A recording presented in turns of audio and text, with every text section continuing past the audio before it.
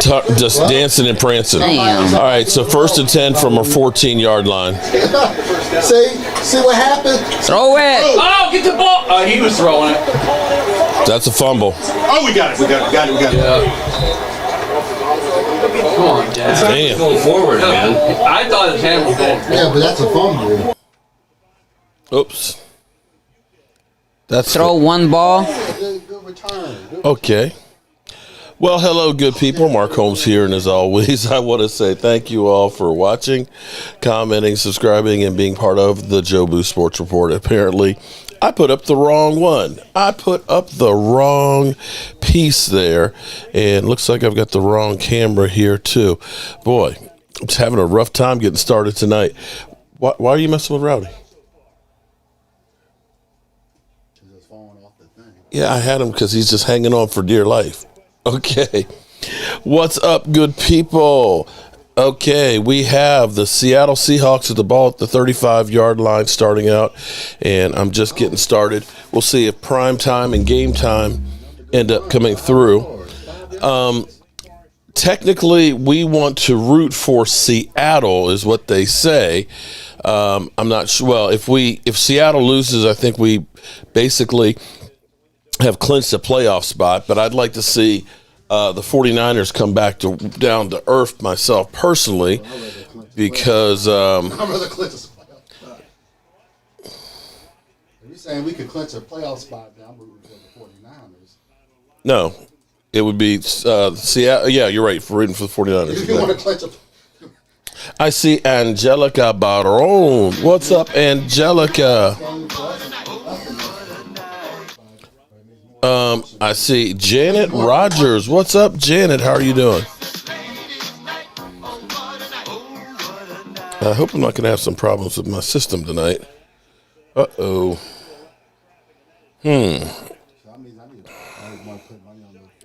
This is not time to slip up against the Jags.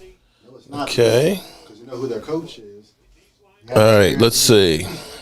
Their coach has experience. Seems like I've got some lagging here. Okay, let's see if I can get this together. Peters had experience playing against us. I did not. Tyler W. How you doing, Tyler?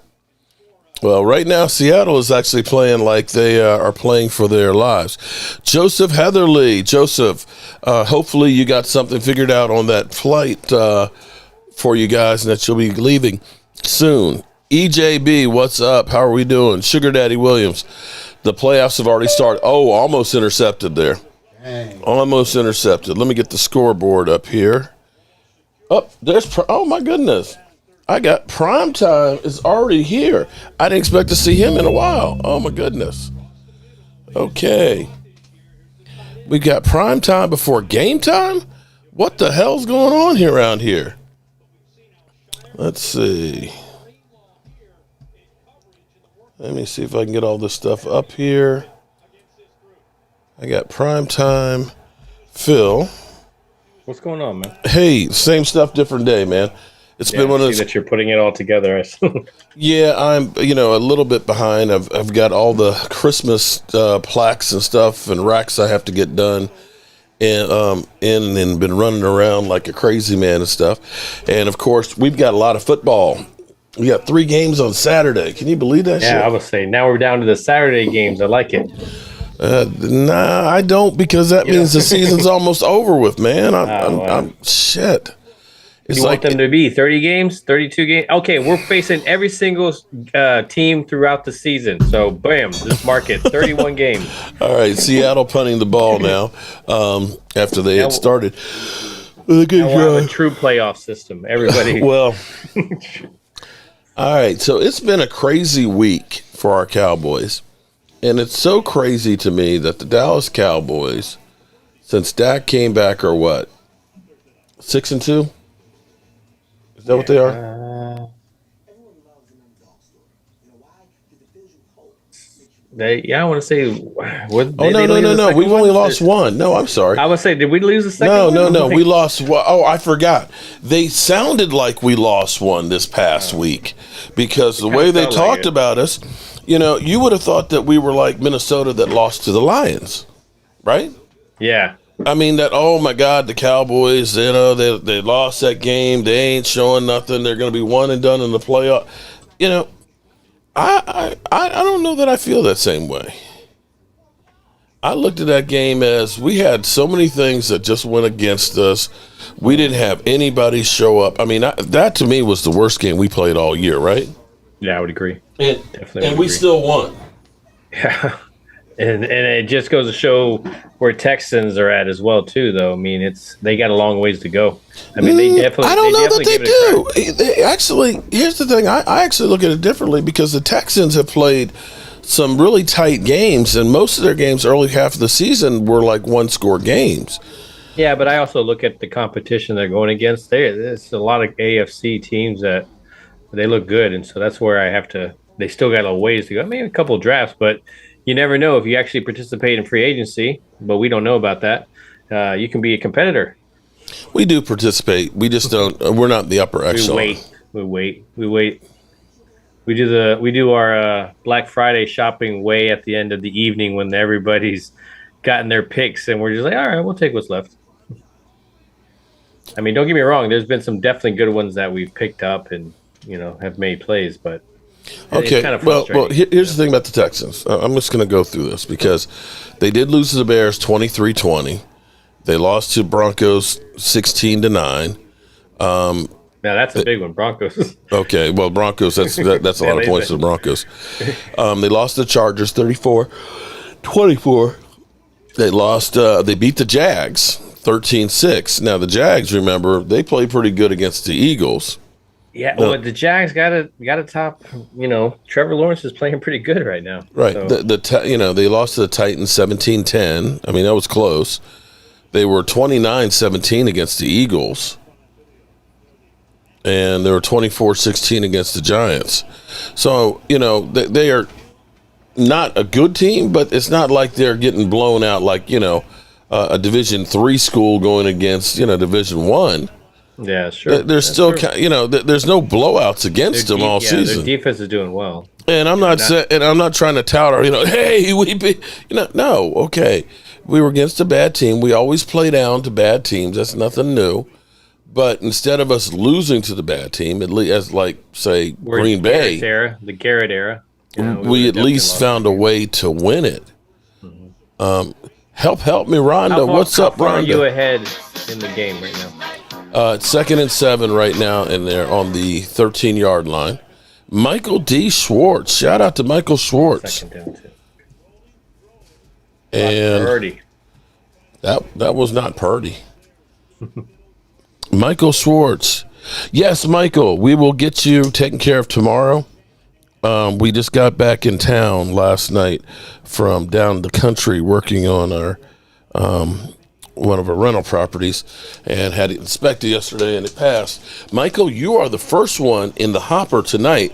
We start out on Thursday nights for filling up the hopper, and so we'll be doing some drawings and stuff tonight. Richie MC is talking about real story. When the Eagles played the Jags, it was a downpour and high winds. That sucks because it's hard to, your talent to kind of shine out when you're having to deal with the rain. That kind of they're short of the first down. Seattle holds. They're going to get decent field position. All right, so here's the big question here, and this is the thing that I worry about more than anything else is losing Terrence Steele. I think that's a big loss. I mean, remember when we complained about Steele when he sucked? I didn't. His rookie year. No. In general, I'm saying with a lot of people, we're talking about Cowboy Nation in that sense, and so I don't have the biggest faith in Josh Ball, but he's right there. He sucks right now, and so do we think Josh Ball is going to be starting? I don't think so, but I'm just saying that like a guy like him, he just those guys need reps, and but I just don't like him out there. I mean, there's constantly somebody in Dak's face, and he's going to Let me get all the ladies in here because I see Roland's review. What's up, Roland? Paula Bettis. Paula, hopefully you got your shirts. I hope by now. I think we sent them out on Monday. I got Sheila Neal. What's up, Sheila? Oh, one thing. Okay, let me clarify something on the tickets. If you go to the community tab about the Commanders game on the 8th, In there, it's got Jed Pilgrim. Jed Pilgrim is his name, from the commander's office. He said with the Sunday night game, they've been like swamped with stuff on there. If you text him and say, I need 2 tickets, make sure you say with Mark Holmes and Joe Boo Sports Report, so that way he understands that you're in section 325 with us. And he said he's usually pretty good about getting back with you within a couple of hours on the invoice for actually getting the tickets and things. And I need to actually start getting a count of people who are actually going to go, so I know how many chicken wings I got to do, and so on. So it's less than a month away. I can't believe that the season, it's gone, man. What the hell happened? Primetime, what happened to the season, man? I think about that in general with the year, man. I'm like, it's already December. I'm like, man, it's getting there. Christmas time. Yeah, I mean, but the nice thing is they get the extra game, feels a little longer. It's going into January. So, but yeah, there's still a lot of football though. Still. Well, we've got the firestorm that's going on right now. It's so funny to me. Actually, not funny. It's actually sad how everything is micromanaged and has to be a disc and a fight. Mm-hmm. Yeah. So the whole thing on Von Miller, in case you guys have been under a rock, Micah Parsons was talking about Jalen Hurts and being an MVP. And his thing was, is it Jalen Hurts or is it the team and the talent around him? He didn't say, he's not an MVP. They're ass. They suck. He put the question out there. Get upset. Well, this is Eagle fans just get so triggered. Well, my at whole thing is anything. when you watch it all, it's like there's a couple of things. Okay, we talk about each other. I mean, that's how. If somebody asks you a question, what do you? Thomas I Garrett. don't want to talk about it. We ain't facing. Every single person in that locker room for the Eagles, when they got to them, they had all had the same answer. So they had talked about it prior. So the whole what? I've never heard of it. What's going on? No. And then you got Hurts making a comment. Oh, I'm not going to talk about it. But then he talked about it. So he got the best of both worlds in his eyes. So it's like, if somebody talks to you about it, that's it? No, I'm not going to talk to, I'm not going to give him the time of day. Oh, he's being disrespectful. You don't even want to talk about Jalen Hurts. And see, don't matter. It's right. No matter, everything is meant to be a fight. But I'm so, here it is. Okay, Eagles, they shouldn't give a rat's ass about what I say or Micah says. You guys know you got the best record in football. Why do you care what anybody else says? You just know he's going to have a little. Brian Joseph, put you in. I got you in there, buddy. So. All right, 2nd and 10 here on the 35. And wow, well, good bouncing it out. There's a whole lot of running to lose a yard. I saw the play before where they're just boasting. They were like, because he was good to get that ball off. Yeah, he was I tell you one thing though, that is one place you do not want to play. Seattle. In Seattle, God. Loud. It's loud. Very loud. Won Seattle. I was there in, Seattle. I want to say 2013 maybe. Mm-hmm. I went to the baseball stadium there. And it was when Sean Lee got jacked up by, Golden Tate. That was like, here it was like a sweep. And Sean Lee turns, and as soon as he turns, Golden Tate hit him right there, literally in the cheek, and jacked him up. But that place was so loud, it was literally like you were inside a jet engine. You can't hear shit at that place. It's crazy how like both stadiums, like one's right across the street from the other. It's like. Mm-hmm. All right, so far, I don't think. Well, no, Seattle actually had a couple first downs in the first drive. Looks like there's going to be a lot of defense here tonight early on. Yeah. Micah Parsons is scared. Whatever. If there's one person who can talk, I'd say that he has earned the right to say anything that he wants to.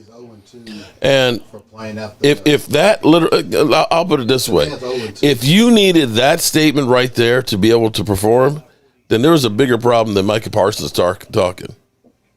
Oh, look, Rhonda, Jeff Lee, what's going on, guys? No, I mean, it's just, I throw it out there like it's supposed to be true. If he was scared, he'd be avoiding the subject, but that's not the case. Jeff Lee says, "How you doing today, Primetime?" We've had so much happen this week that from last weekend it was the Odell visit and all the fallout from that, and how Odell should sue the Cowboys, and then we had. Did you see Skip Bayless's insider information that he had today? No, I didn't. I hate Skip Bayless so much. Well, I like Stephen A. more than Skip Bayless, and I hate Stephen A. as well. But I mean, that just goes to show you the rank. Let me see if I can find it real quick. Thomas, enormous. What's going on, guys? You can't say they're overlooking the Jags because of an interview from somewhere. Oh, they're not. Like, oh yeah, he speaks for the whole locker room in an interview that he was doing off to the side with. No, man. Like, okay, so it's not. You can't just say that. Oh, it's true now. This is what Skip Bayless said today. That Odell told Jerry, "I'll take the $1 million now." He's leaning. Right. He's very excited about playing. We put the star on your helmet.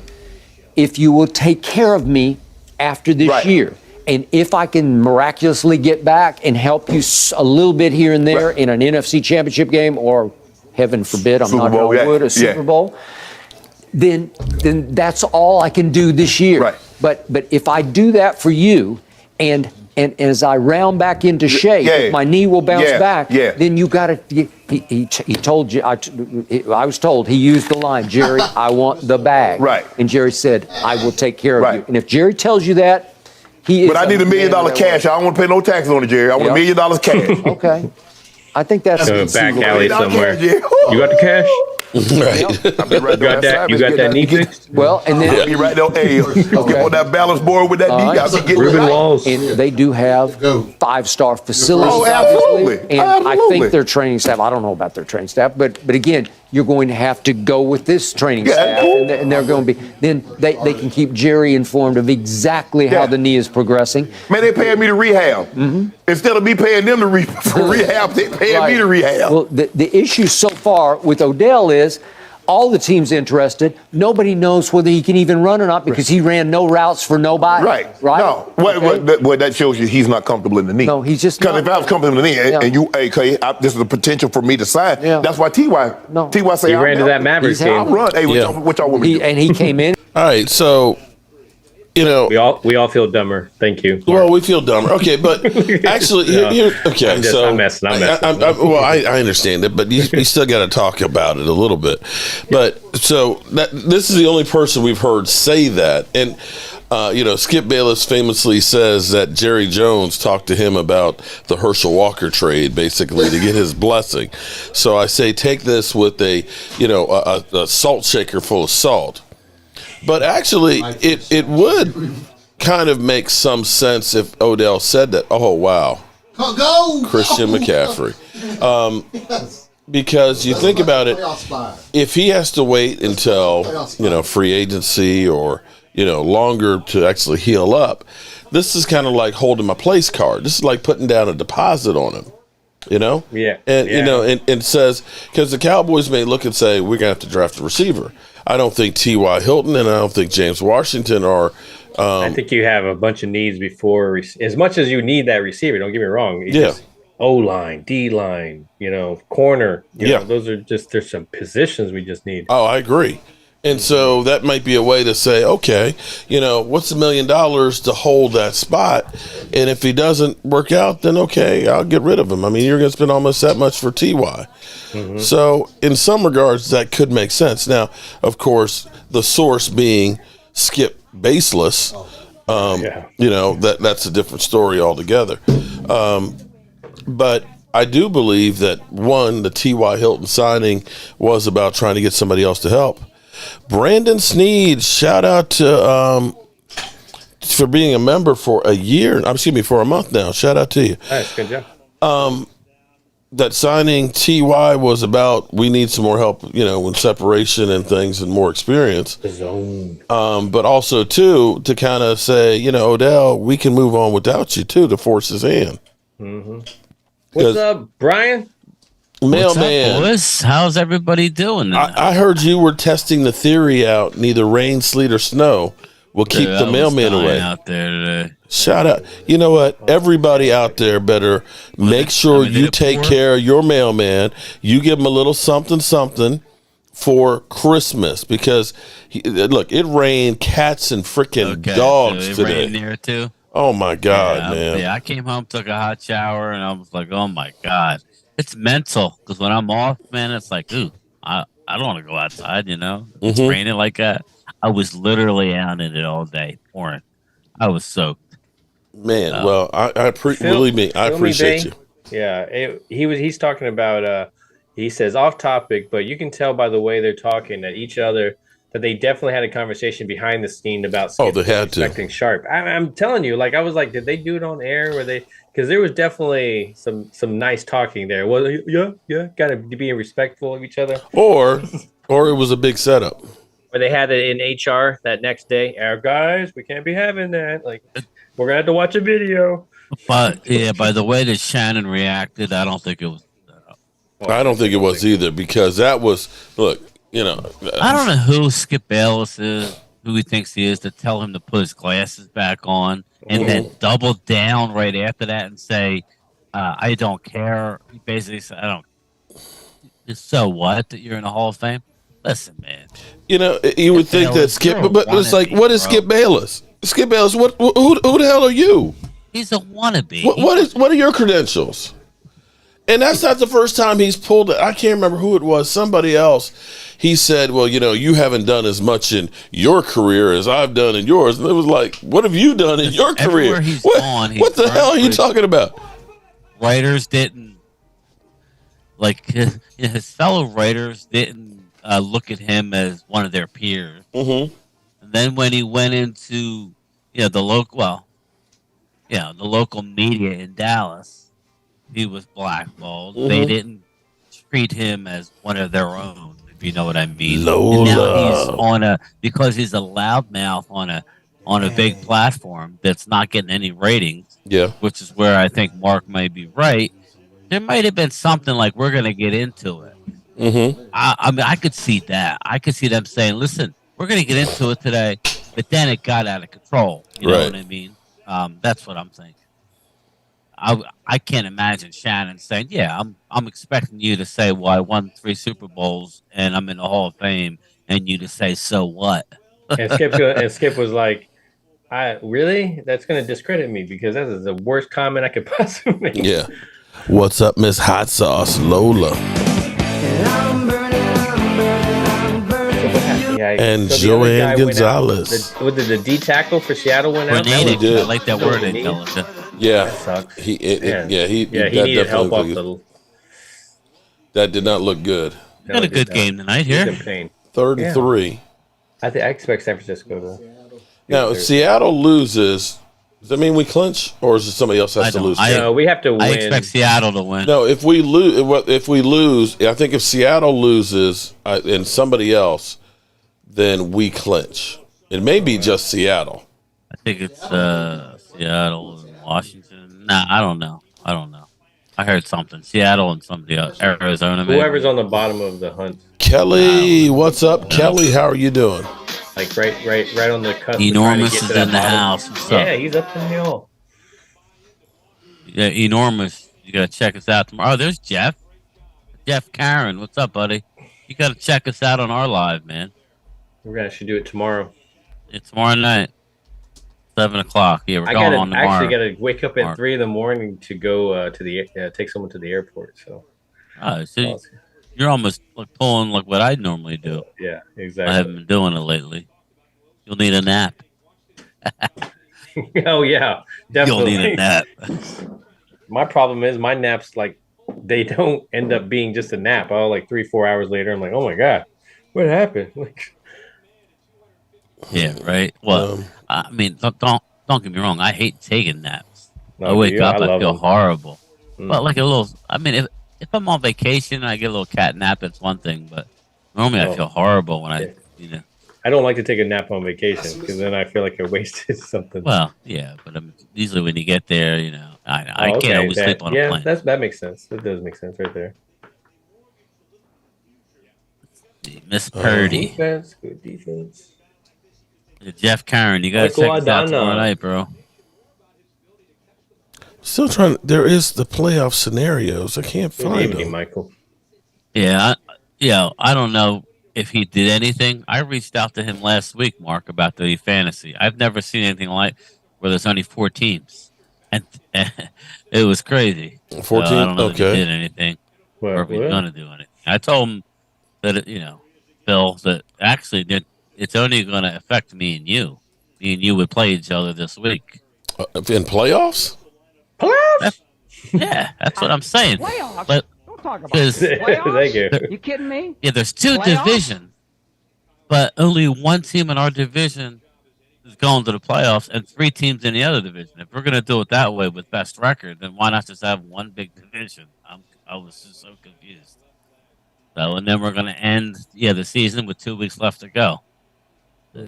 Why not just normally the first place teams get a bye, and then 2 plays 3, which means Bill would play. Touchdown 49ers. Yeah, George Kittle. Kittle. But anyway, I'm about to see that. hopefully he can fix it. So what happened here on the play? Ooh, yes, class. Got George Kittle just scored. Hey, this Purdy. But you saw there, you guys saw that, right? I mean, they have people running wide open, just like the Eagles. Now, shout out to the Eagles. They got people running wide open. It's not a move. Oh, right. They're scheming it to be wide open. That's my main problem with their route. And word out of the Star is that McCarthy has had it with the the play quarterback option routes where the receiver's going one way and he's going another. He's thinking of another. There's too much of that. Yeah, I agree. I understand it could work and it could be really effective, but if you've proven time and time again that you're not consistently on the same page, then you need to stop it. Help me, Rhonda. No, Rhonda, actually, I don't have power. Here's what it's actually kind of crazy because I've actually talked to the engineer. The engineer was supposed to be in Waynesboro on Tuesday. We got down there, and he was like, I'm not going to be able to make it today, and so on. But he said he'll be able to go by there and look on Friday, which is tomorrow. So I'm going to call and bug him tomorrow. He said, I'll give you a call when I'm over by there. So this is just for the engineer to look at it and say, here's what we need to do it. And I'm like, I sent you some pictures just in case that helps. But hopefully he'll go over and look at it. But then we got to put on the schedule. So it still could be a couple of weeks. I don't think it's going to happen before the new year, unfortunately. But it is what it is. I'm going to be kind of busy until after the holidays anyway, with all the stuff we got to do in the workshop, and I've got to go to Delaware and put down about 800 feet of flooring next week. Shout out to OSB dropping to all-time lows. Well, no, it's not all-time lows, but it's... You said it was all-time lows. No, I said in the last 15 years. Now, I've seen it at 649 a sheet really? back in 2004 when I was building houses, and then that was about I think about 1299 in like 2010 when the real estate bubble happened. Yeah. But it's close. That's good. Hey, listen, man. 11 something's good. Oh, it's great because I'm going to need to get a bunch of it the first of the year to work on redoing the siding.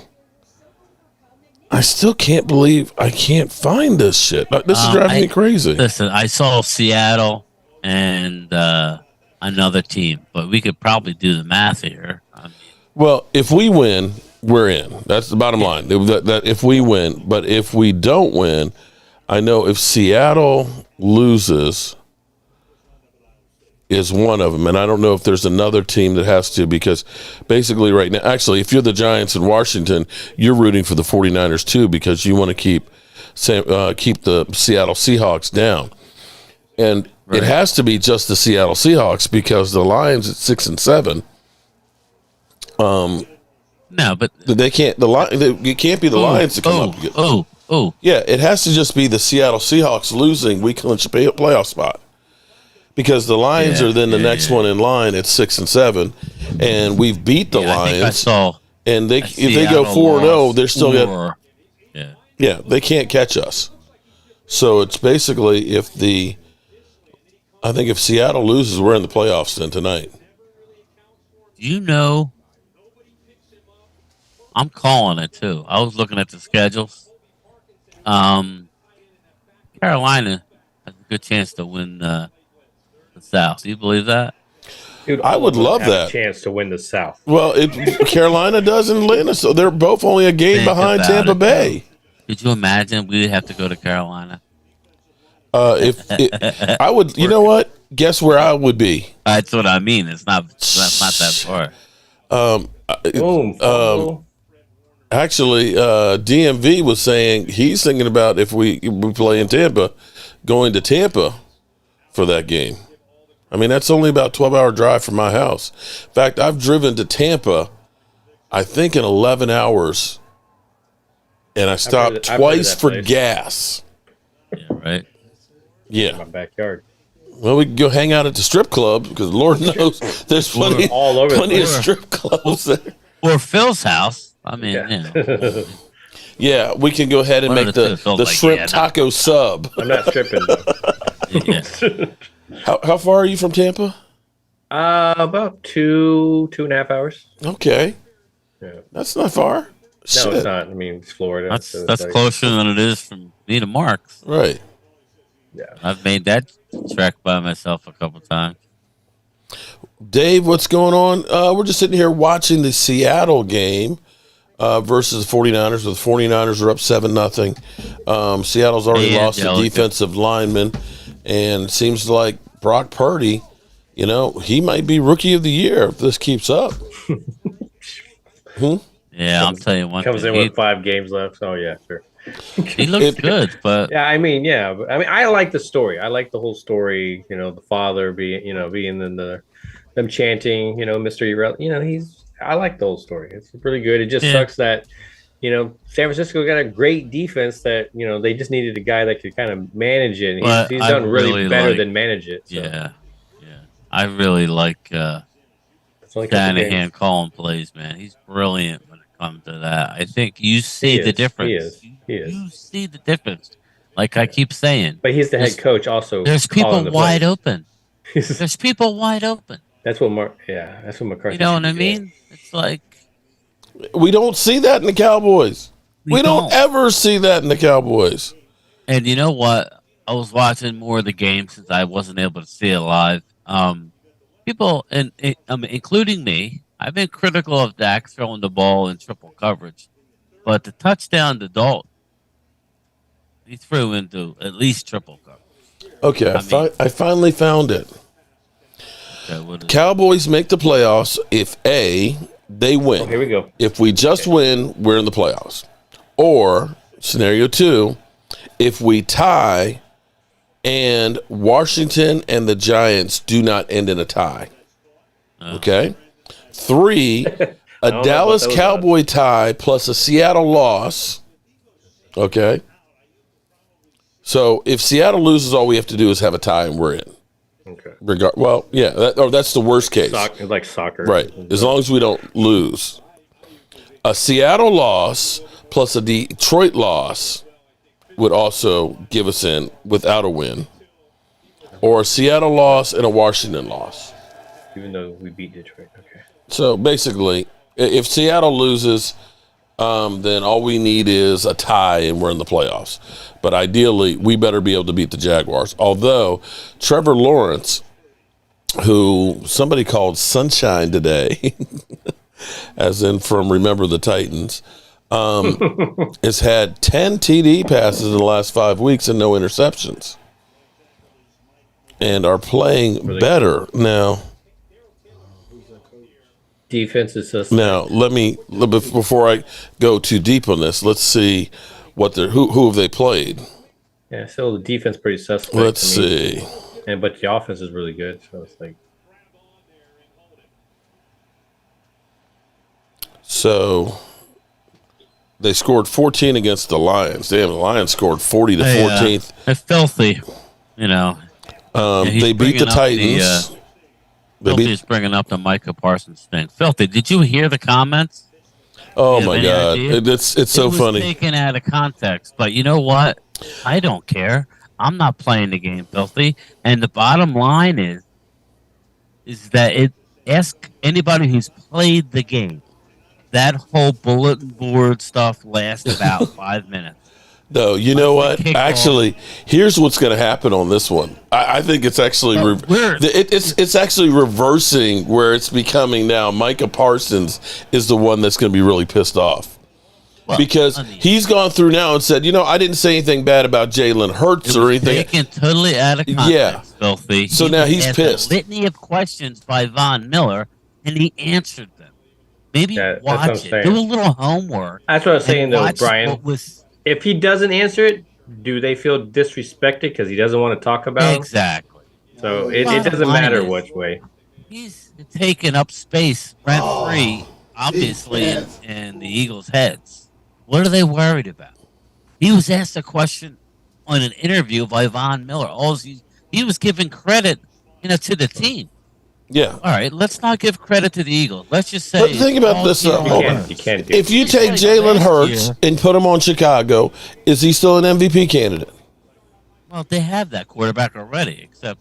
He's just saying in general if you did that, though. Okay, what MVP have you seen that's been on a losing team? Yeah. I mean, you have to have a good team around you to be even considered an MVP. Like the guy you want to have over at your house, Lord Brunson. He's going off every day about it.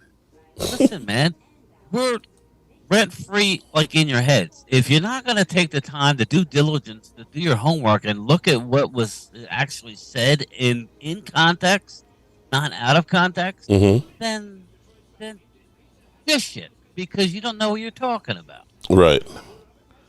Like I said, I think it's almost comical. But it doesn't mean much in the grand scheme. What are you going to... What, like you talk about... They're going to try harder. They're going to try harder. Harder. I could see it. How many times do you see a team getting so fired up at the beginning of the game and it backfires? Just like the read on this, like last week's game where everybody's disappointed, If you watch the sounds of the sideline, they were just as up as they've always been up. Sometimes stuff happens, and I'll go stuff. I don't want to say another word, but sometimes it happens. And luckily, they were able to put a drive together when they needed it and win the game. But, you would never have known at the beginning of that game that they weren't ready to go. You would have thought that, they didn't come prepared. Stuff happens. It happens in football. Okay, now the bigger issue is not how they played in that game. Again, my bigger issue is worrying about the right tackle position, and I'm curious to see what their solution is on there. Is it Josh Ball for the rest of the season? Yeah, right. Are we going to go ahead and say Jason Peters? That they might spot Josh Ball. Yeah, but I mean, again, not giving Josh Ball any kind of credit because I have not seen anything from him that says he's going to improve. But again, when we look at Terrence Steele and when he was there and how bad that whole combination looked, really. But he needed a whole rookie season to get better. Yeah, and exactly but Josh doesn't have that opportunity. He's not going to get that opportunity, which makes sense. But at the same time, he does not. Oh my God, Neil McCoy. No, he did not. Neil, see, you're one of the jackasses. Excuse my language out there. Yeah, wait. Hold on. Asking you a goddamn thing. Implied. Okay. I you know what? Okay, homework, because Bob, but what does it matter? You're way off. Parsons basically implied that Hurts is garbage. No, how did he imply that? Okay, because here's what I'm going to say. Hall of Famer Roger Staubach. He acknowledged at Drew Pearson's Hall of Fame post party. It didn't matter what pass I threw if Pearson is not catching it on the other side. Flat out. You can't look and say, well, and this is the same thing. You can look at Dak Prescott and say, well, Dak Prescott is bad this year. He's pressing. Well, you know why he's pressing? Because his guys aren't getting open like they used to when you used to have Amari Cooper. When you have better talent around you, you play better. Do you think that Brock Purdy is going to be play great on a sorry-ass team? He's got playmakers all around him. He's got a great offensive mind. He's got guys that are wide freaking open, and Christian McCaffrey running up the middle for 20 yards. And so we look and say, he's a great quarterback. He's a great quarterback with great people around him.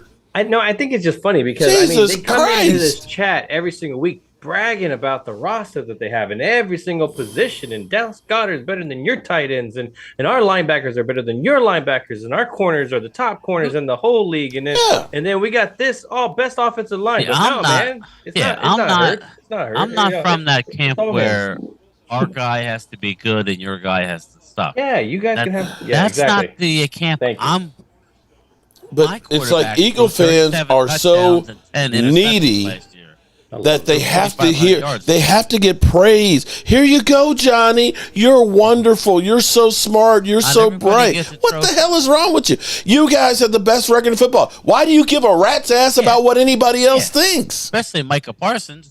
We suck. Do you think I would go through and I'd be crying on an Eagle channel and say, we've got, the best record in football by a couple of games, that I'm going to go crying on an Eagle channel and say, well, you're being mean to me. What? You guys are being mean to us. I would say, you know what I would say? Check the record, Mother Humper. That's my quarterback. Check the record, Mother Humper. That's all you got to say. But who cares? I watched. Be happy. And it was totally taken out of context. Mm-hmm. But you know what? Football's a team game. Are we have to whisper that? Everything has to be the quarterback. Actually, we do, because when we have 5 or 6 drop passes, or we have guys that aren't getting open, everybody points and says it's Dak Prescott. We have a defense that gives up 40 points in a game. It's Dak Prescott. So yes, most people don't seem to understand that it is a team sport. We should just stick with the Cooper Rush, because he's got a better winning percentage than that. Well, and see, it's actually because of the way the talking heads always go, because they always pointed out Dak Prescott versus Carson Wentz. It's actually the Dallas Cowboys with Dak Prescott versus the Eagles with Carson Wentz, because you can have a great quarterback on a shitty team and they don't win. Yeah. I think it's just I think it's this era where nobody actually watches the actual content. They just go on social media and base because they can feel like a big shot off a snippet, because it's easier. They don't have to actually watch anything or do any research. Mark, it's the principle. Eagles hate Cowboys and vice versa. But you know what? As much stupid shit as the Eagle fans say, oh my God, and I just brush it off. You guys, you say anything. Or worse yet, you guys come here and make all of these different statements and stuff over here. And I don't get triggered like you guys do. I'm over here minding my own business, and you're worried about what I have to say about the Eagles. And quite frankly, I've actually said good things about the Eagles. I said I hate them, but I said I have to respect the fact that when they screw up, they're not sitting around trying to hide it. They're trying to fix the problem. Living outside of Philly, even when we were winning Super Bowls back in the 90s, they never gave us any respect. Of course, and they never will. Don't hold your breath. They hate us. See, we got Philly Eagle fans. Dak is not even the best player on the Cowboys. Laugh out loud. Yeah, that's fine. Okay. That's fine. We got Micah Parsons. Do you feel better, Philly Eagles fans? All this talent, all this amazing talent. We're praising a player, but then you got to down another player. He's not even the best on his team. Dak threw 37 touchdowns and had 10 INTs last year, 4,500 yards. Is your quarterback going to have 37 touchdowns? Well, I mean, if he's throwing 4,500 yards and he's not the best one on the team, that says a lot about that team. Okay. Well, let me put. I got you, Mark Hutton and Neil McCoy. Shout out to Neil too. Okay, so when Denver won their last Super Bowl, does all the credit go to Peyton Manning, who had 8 TDs and 15 interceptions? Right? Do you look at that and say Peyton Manning won that Super Bowl in Denver? Yeah, that was horrible. Yeah, horrible. Yeah. Or was that the team? That was an amazing defense. Or was that the team? Yeah, yeah. Because At the end of the day, like I said, obviously Michael Parsons is taking up space in the minds of some of the Eagle players. Did you see Mailata come out all oh yeah, like a tough guy? Like, uh-huh. dude, I again, like Mulata. Like I like his yeah, Australian I shit like him, but going. you saw when You he know, came out and he was like, but everything. "Oh, That's what I was saying earlier, hey, though. Is dude, everything's. Everybody had the same answer. So like when even with the coach was like, "Oh, I didn't hear it." Yeah, man, you heard it. You have a Ethan Thorne." scripted Mm-hmm. thing. You're trying to just come out here like, no, it's. I get it. Play that card. I mean, it just Play that wasn't. It fucking just wasn't music, anything. I just wow. don't see it that way. That's why. But man, I okay, think so he let got me in their jump on head. this whole thing. What do you think? I didn't hear your thing on it, Mark. What do you think about the whole T.Y. Hilton thing? I wish that. Here's the thing with the Cowboys. I always feel like they're that. They were like me in school. I know I got 2 weeks to do this, paper for school. I'm sitting there trying to write the damn thing the night before it's due. I always wait till the last Yeah. damn minute to do shit. Like my work comes. And T.Y. Hilton's been. It's not like we haven't known that we have an issue with the wide receivers. And for those that are out there, and let me say one thing too. If you look at the Cowboys receiving core, where we had CeeDee Lamb, who early on, remember that drop that literally was like right through his hands. He was our only receiver to start the season. I don't know what happened to Jalen Tolbert, because for a while there he was kind of a starter. He was a naughty list. All right. And then we got Michael Gallup back, and Michael Gallup still can't get down the field and get separation. Yeah. And we don't have Amari Cooper, so it's not like we have a great receiving core. And so people keep saying Dak is forcing the ball. Yeah, well, it's either force the ball or do what? Hold on to it and get a sack. Yeah. Right. You're going to have to throw in these tight windows, because you're not getting guys that are like Tyreek Hill that have got 5 yards of separation and shit like that. If guys aren't getting open, you're going to have to risk the biscuit to get there, and you're going to have times that you have interceptions. Now, T.Y. Hilton, it was interesting seeing CD basically talking about picking his brains and saying, I don't know how long he's been there doing the stuff, but he's been doing it for a long time. And, I look forward to, learning from him. And that's a great thing to learn from a veteran out there. He has been a guy that could stretch the field. I don't know how much he's got right now, but at least he should be fully recovered. Facing the number 3 corner. That's what I want him being. Mm-hmm. And as long as, to me, again, we jumped on it. Matchups. Like, we knew that move would have been Cole Beasley if he didn't burn so many bridges on the way out. That's the thing. And the next day, Bills sign him. Both of them. Both of them have dropped off. Evan, yes. James Washington, I do remember in for one play. He had one pass that was there, and he got jacked up on it and dropped the ball.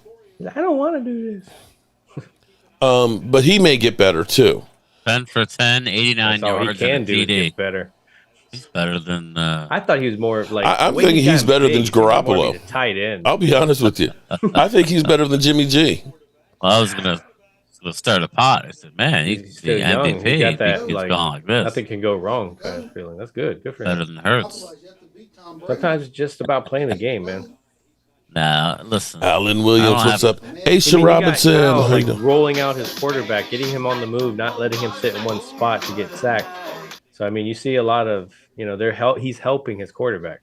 Kellen Moore. No, I got this amazing call. Yeah. Oh, it's going to be so cool. Yeah. We're going to throw it 5 yards behind the line of scrimmage. I got this. And we're going to get something positive out. I got this Mike Martz offense that is so complex that's the reason why Dak throws the interception. Mike Martz. I haven't heard that. Oh, my God. Nice, Mike Martz. Nice grab. Yeah. Thank you. Mike Martz. Yeah, man. Remember him? He was. Yeah. He was the. He was the mind behind the greatest show on turf. Greatest show on turf. Mm-hmm. And when he became the head coach, did not work out so well. No, that's what I'm saying. Some guys are like that.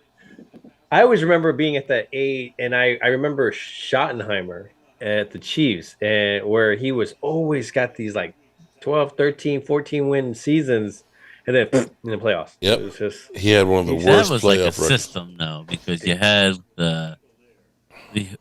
Trent Green, remember that he got hurt real bad, and then you had Kurt Warner, and then And then you had who? Who was the guy? Hold on. He was good though. Can't think of his He name. didn't last so long. Mark Bulger. Yeah. Mark Look Bulger. at you pulling names out. That was nice. Mark Bulger. That's it. Glad to hear that, Aisha. Yeah, I mean, I remember that. Like, yeah, there was a couple, I mean, that just goes to show you. but it was a pretty complex system. Mark Holmes, I don't understand how the Eagles coach can say things like, how about them Eagles? But Micah says something about the Eagles, and it's not, and it's taken as a shot. They scream foul. Good point. Yeah. Yeah. Eagles have one of the worst schedules in NFL history. Yeah. Like flexing. Did you guys see he's wearing an underdog hoodie and hat? Who is? The Eagles coach at today's press conference All right. wore an underdog hoodie and hat. Who is he kidding? You're underdogs to nobody. Like, what are you trying to do? You're trying to. Is Justin Fields back yet? I'm hoping. He's trying to do a Jason Garrett where we're going to have a saying on each shirt.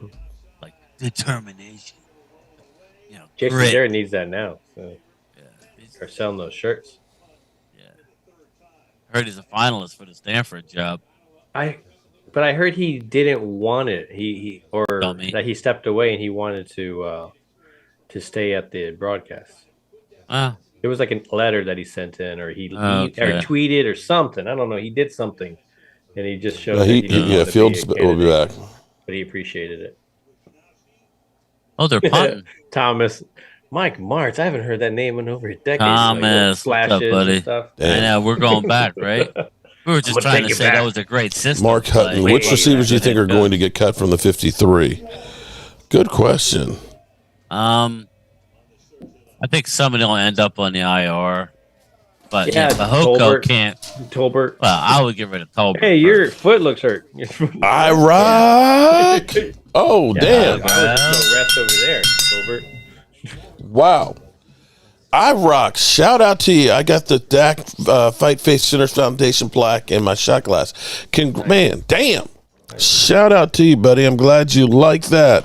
Woohoo! The big super chat. I appreciate that, man. I'm glad you would like it. Send me a picture of you with it, please. Feels like that's nice. That's pretty. What's that? Nice. Well, you only need another 600 more. Yeah, I still need some like 600 plus. 600 plus subscribers. Have you been doing the shorts? I have been starting to. I've been trying to get you it. got now that to I have do this the shorts. situated, I'm trying to get into that whole ball game. I'm not as elevated in my game like Mark Holmes.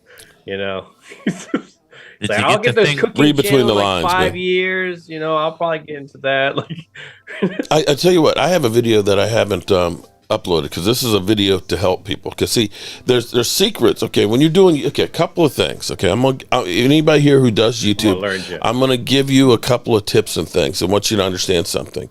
YouTube does not care if people like you or hate you. They only care that people interact with you. Okay. And the sooner people interact with you, the more YouTube will share your content.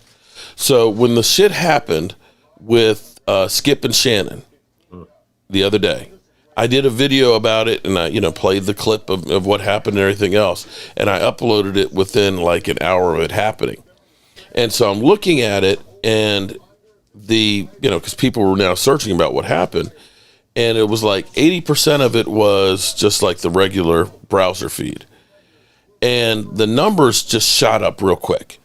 Then all of a sudden, I noticed I started watching suggested video, which means YouTube is now spreading it around. That all of a sudden went from like 0 to like 25%. So it ended up being that YouTube was the one making the video. How do you get YouTube to do that? When people respond to you, okay, if somebody gives you a thumbs up, a like, then that is an interaction. They love that in YouTube. If a person leaves a comment, then that means they took time out to make an extra interaction. So make sure you do this. And I try to do this, and it's hard because I get a lot of comments. I'm not trying to toot my horn. But respond to people as quick as you can. Say thank you for watching or get their take on it. And I hate to say this, but people who troll you actually are ones that are helping you grow the most, because somebody who trolls you comes in and says Dak Prescott sucks, right? They've interacted with you, right? I love it when they do. And then you go back and say, hey, man, Jalen Hurts blows. Guess what? They're coming back and saying, kiss my ass, right? Now they've logged in a second time, and they've done another interaction with you. So this whole argument going back and forth is saying to YouTube, wow, people are responding. Then we need to share the content. You follow me? So that's one of those tips. Always take care of your fans, like Crazy Corvette. He's out there pumping gas into his Corvette and watching the show. So you got to acknowledge Crazy Corvette. Enormous, because he's huge. And then, of course, Miss Lola, Miss Hot Sauce. But, that's just one of those things that, you start learning those things. But shorts, because now YouTube is trying to battle TikTok. They're promoting the shorts, and you do some of those shorts, and all of a sudden you're getting 5, 6, 10 subscribers from a 30-second or 15-second video.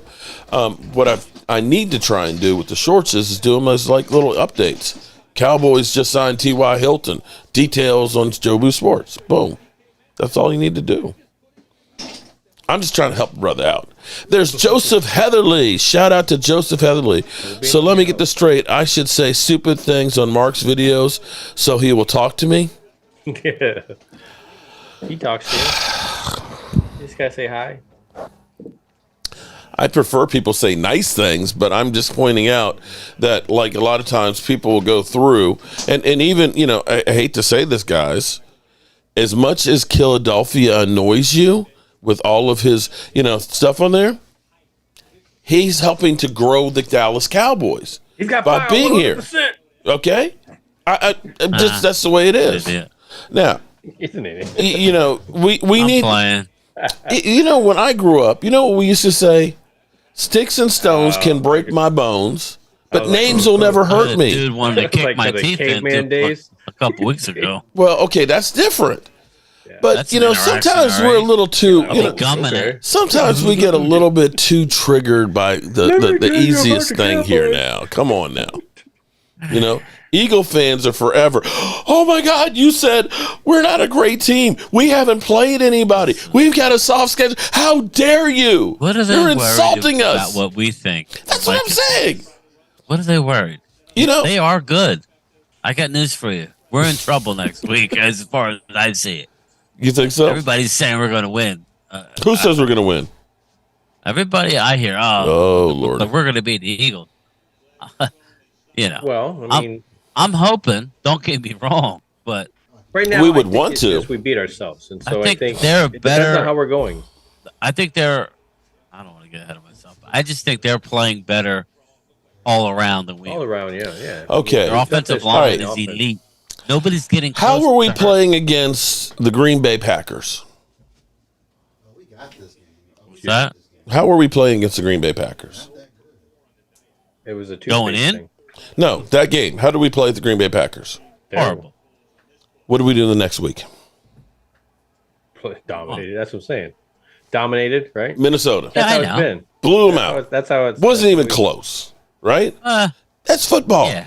You can't go through. Okay. Yeah. Tampa Bay. Tampa Bay's doing the same thing. No, us against Tampa Bay. We look like the worst team in the NFL going against Tampa Bay. And then with Cooper Rush, the next week we're winning games. I know. You can't go by what happened last week, next week. I'm going by, you know what? Let's see what happens tomorrow or on Sunday with Chicago. Mm-hmm.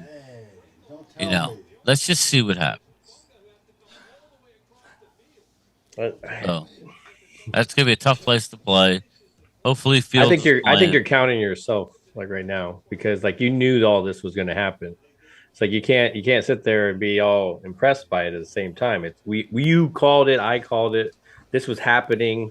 I didn't think the Eagles would be blowing everybody out at this. I'm gonna say, well, I mean, because they don't have the injuries. They don't have On the all the road. huge injuries. You know, Well, they have a full team. Like, good for them. That's awesome. They don't have Goddard. I mean, Oh, okay. Well, I mean, come on. Like, I'm just let's being really talk honest. about injuries and what people are really They're dealing playing with. very well. They are, Yeah. but are we looking and saying, oh, sorry, that the Titans are a good team?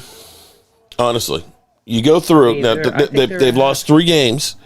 Their wins are the Colts, the Jaguars, the Raiders, the Commanders with Carson Wentz is the biggest sorry. win they got. Yeah, I'm just sorry. I'm just like, my whole thing is that when you, I mean, I'm not going to take it away. I've said it. You've heard it. I think they have a great roster. I love the fact that, they have a GM that actually goes out and gets some free agents and stuff, and tries, but at the same time, like, nothing surprises me, with that team. It's like, they're running the ball really well. I mean, the offensive line is really good. I mean, he's not blowing teams with 300, 400-yard passing game. So that's why, you can't say that he's extremely elite, but he's doing the leg thing and the run and the throwing thing. With Chicago, I think Chicago, for example, those receivers aren't threats, so you're and he's got his top 2 are hurt. Yeah, Field right now, Hurts running is and his running backs quarterback in the league in the pocket. But then they're going against teams, and yes, they're almost coming to the point where they're losing. And this was to us as well with our backup and not having our left tackle and not having. There was a lot of stuff there. Not all those receivers you're talking about that weren't there. Yeah. And then we're still there. Now put the fact that you have Dak. You don't know what Dak is going to do. You don't know what Kellen Moore is going to do, because he's obviously does not put a great game plan against the Texans. Well, I tell you what. Here's what I look at. Yes, the Eagles are doing great things. I'm not going to say that they're not. Doing very good. But I tell you what, I have not seen the Eagles actually punched in the mouth yet. Have you actually seen them actually have to take a blow against somebody? Yeah, and I think this is my thing. Indianapolis, I think, was a good game. It was a good game, and they barely got through. And it's not like Indianapolis has a whole lot of talent. But here's the thing. I hate to say this, but I think the Cowboys have been looking past the Houston Texans and the Jaguars and thinking about this Eagles game. Yeah. Well, that's their whole focus. Right. I mean, right or wrong, that's what. Really do. Well, here's the thing: is like, we knew they're going to sleepwalk in that game. Pull everybody else aside. What did we say in the beginning of the season about the Cowboys? The Cowboys are going to be a playoff team. They're going to be improved from last 11, year. Mark had them win 12. And we had them losing in the playoffs. Okay, that's straight up. That's how it was. Well, at the beginning I didn't of the season. Get that far. I got that far. Okay. Well, and I said that in the beginning of the season. But I mean, if they go farther, I know than that, you were negative, like going in. So, all right, but let's just stop this for a second. But this is crazy. No, I'm sorry. This is the craziest bullshit to me in the world. If the Cowboys were in the AFC, they would be tied with the best record in the AFC. We are sitting here with the second best record in the NFC. We're tied, of course, with Minnesota, but we beat the shit out of them.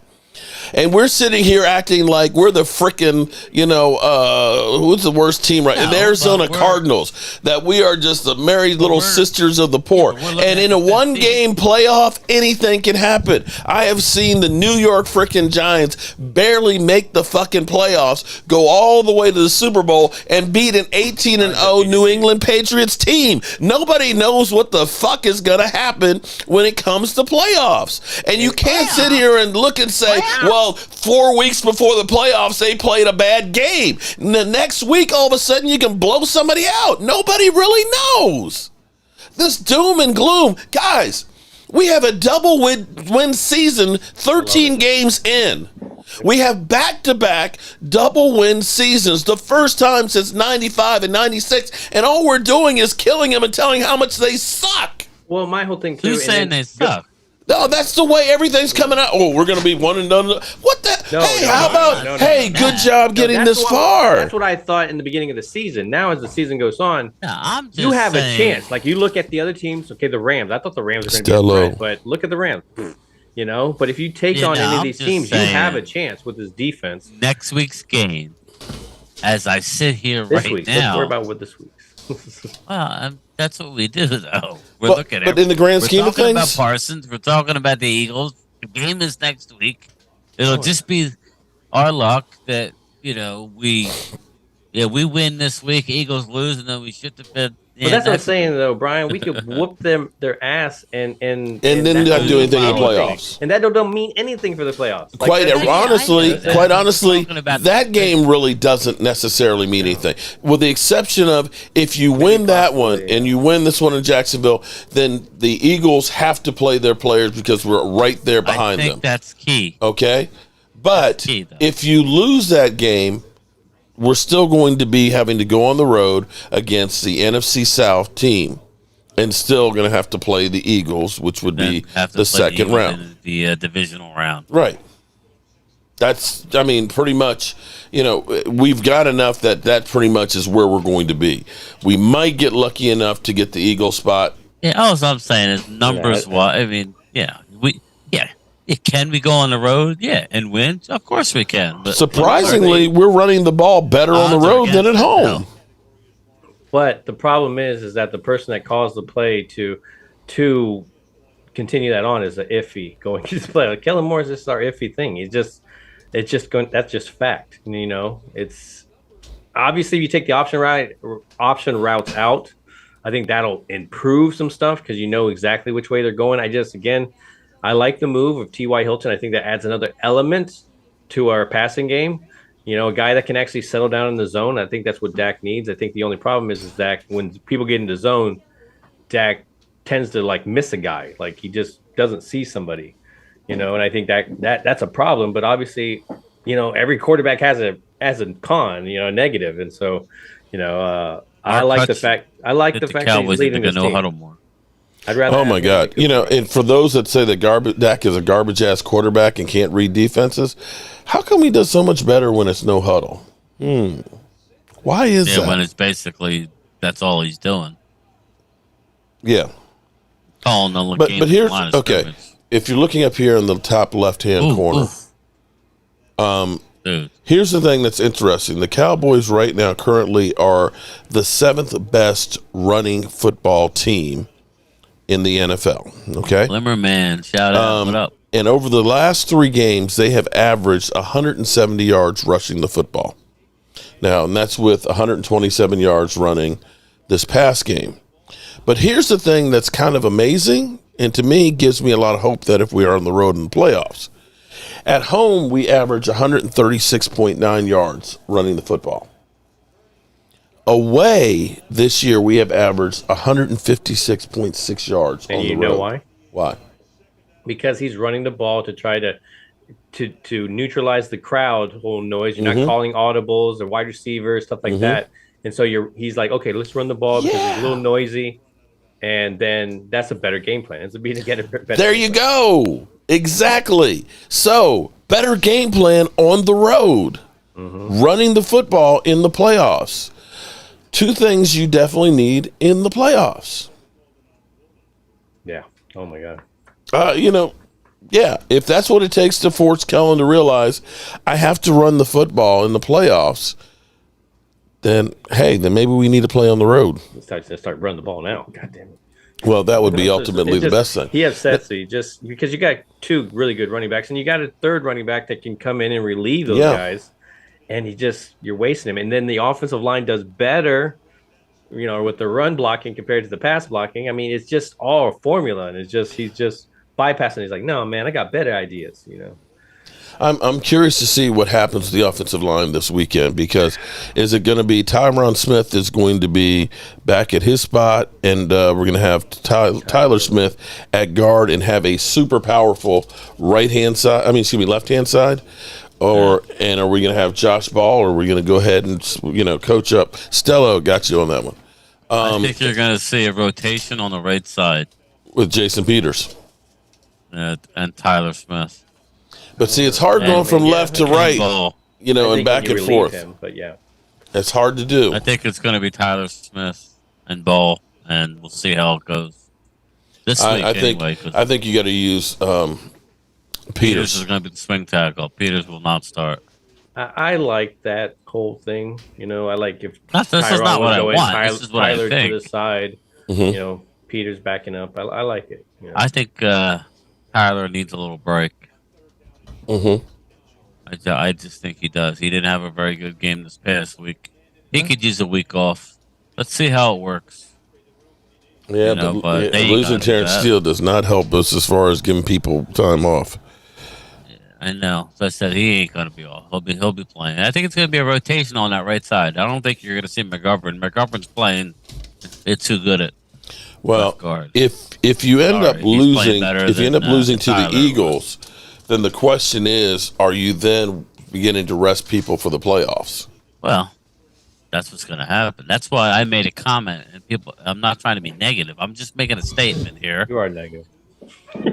Oh, I hope they didn't block Philadelphia again. Please tell me they didn't block Philadelphia Be all again. negative you want. I don't mind. Okay, listen.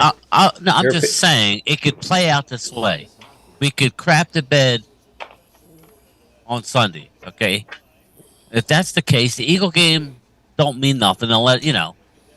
That's true. I don't think. I think we're going to handle business on Sunday this week. All right. So if I think we're going to wake the hell up because after what happened. Okay, then it comes down to the Eagle game. Mm-hmm. We need to win that game. It's a must-win for us, not for the division. As much as I want to play at home because the odds tell you have a home game in the playoffs. You're way more your favorite to win if you're at home than on the I want to get into the playoffs, and then I'm worried about those games. We lost at home last year to the 49ers. Green Bay lost at home last year. In fact, the number one seed in the NFC the last 3 years have lost in the first game. Those are all home games. The numbers say that they're not going to lose this time. That's how I look at it. As a guy that's how I look at because it. why? Because you look at the team and doing really well. The competition that could go against them. But what happens if they get pinned against the San Francisco team? You really think that San Francisco ain't going to be able to take it to them? You don't think Tampa Bay ain't anything, but you know how Brady gets in the playoffs once the lights are actually turned on. Mm-hmm. You know, it is a different guy. Tampa. Everybody wants to play Tampa. It's just there's a lot of teams. Every team that's going in there is somewhat of a threat. It's I hear not. Mark They're not saying great he wants threats. to play Tampa. We've never beaten Brady. He says you ever. Well, no, not me. Okay, but here's what's interesting. Okay, Tampa plays the Bengals on Sunday. Okay, hold it. Tampa plays the Bengals. They got the Cardinals. That'll be a win. Then they play the Panthers, who have actually a chance to win the division, and they play the Falcons. So they have a chance there. I'm just saying. That's just what I'm saying. Even if we beat them, I just think they're who they face, and they're a good enough team to beat those teams. That's why I don't think that Alice can beat anybody. I'm not saying. Yeah, and that's why. Yes, you know that for sure. But they can also lose to anybody. That's the problem. They could go to Carolina and lose in the playoffs. So that's what I'm saying. That's the part there. But you also got to be it's the defense that's been holding us. There is no. If you're going to go to the Super Bowl, you need to beat who you have to beat anyway. You know, so it doesn't, like you said, this is all just, we're just talking about stuff now. That's all we're doing. Yeah, it could be all different ball game in 4 weeks. Yeah, it could be. Let's wait and see what plays out. I'm just saying. Mark asked me if it would be we would be resting. Well, if we beat Jacksonville and lose to the Eagles, then we're going to be resting the last 2 weeks. Yeah. Loyal Cowboy said he heard a rumor that Tyron Smith may be playing right tackle. Yeah, we just don't know. We don't know. And the Cowboys are keeping it to their vest. Oh, man. Purdy was almost. Man. He could. I think any of those guys could play right tackle. It's just who you don't want playing right tackle, and that's Josh Ball. Okay. Well, I think we're in agreement with that. Nobody wants to see Josh Ball. You watch that, Phil? What's that? I haven't seen it yet. I got the wheel. I get the view. I get the... Okay, so here we go. What a stupid throw! Stupid throw! The digs for that's you. Why he plays That's why he plays defense. Richard Sherman's like, how did you drop that, you freaking idiot? You say it with your chest. Don't catch it with your chest. Oh, shit. I thought that, with the way this kind of started, I thought San Francisco was going to be blowing him out. He was like, ooh, how much field do I have? And then looking. Like it. Got to be able to beat all playoff teams.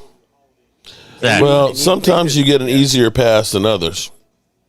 Yeah, it's just. But don't worry, Lorenzo. We're going to be making a big sub. Guess what? Oh my God, I found out Jacksonville is actually famous for a sandwich. It's called a Camel Rider sandwich. Apparently, there used to be. No, hold on. Not sound appetizing. No. Actually, it's actually not as bad as it sounds. It's a pita sandwich, and it's got ham, salami, bologna, and cheese on it with lettuce, tomato, and mayonnaise. Now, that's easy to make as a big sub. So I've actually got some capicola ham, which is spicy. Capicola. Okay. Yeah, and I got mortadella, which is like the boring. Italian, bologna. Oh. And then we get salami. Gabagool. But here's what I'm going to do, though. Because I got to Markize it or Jobuize it.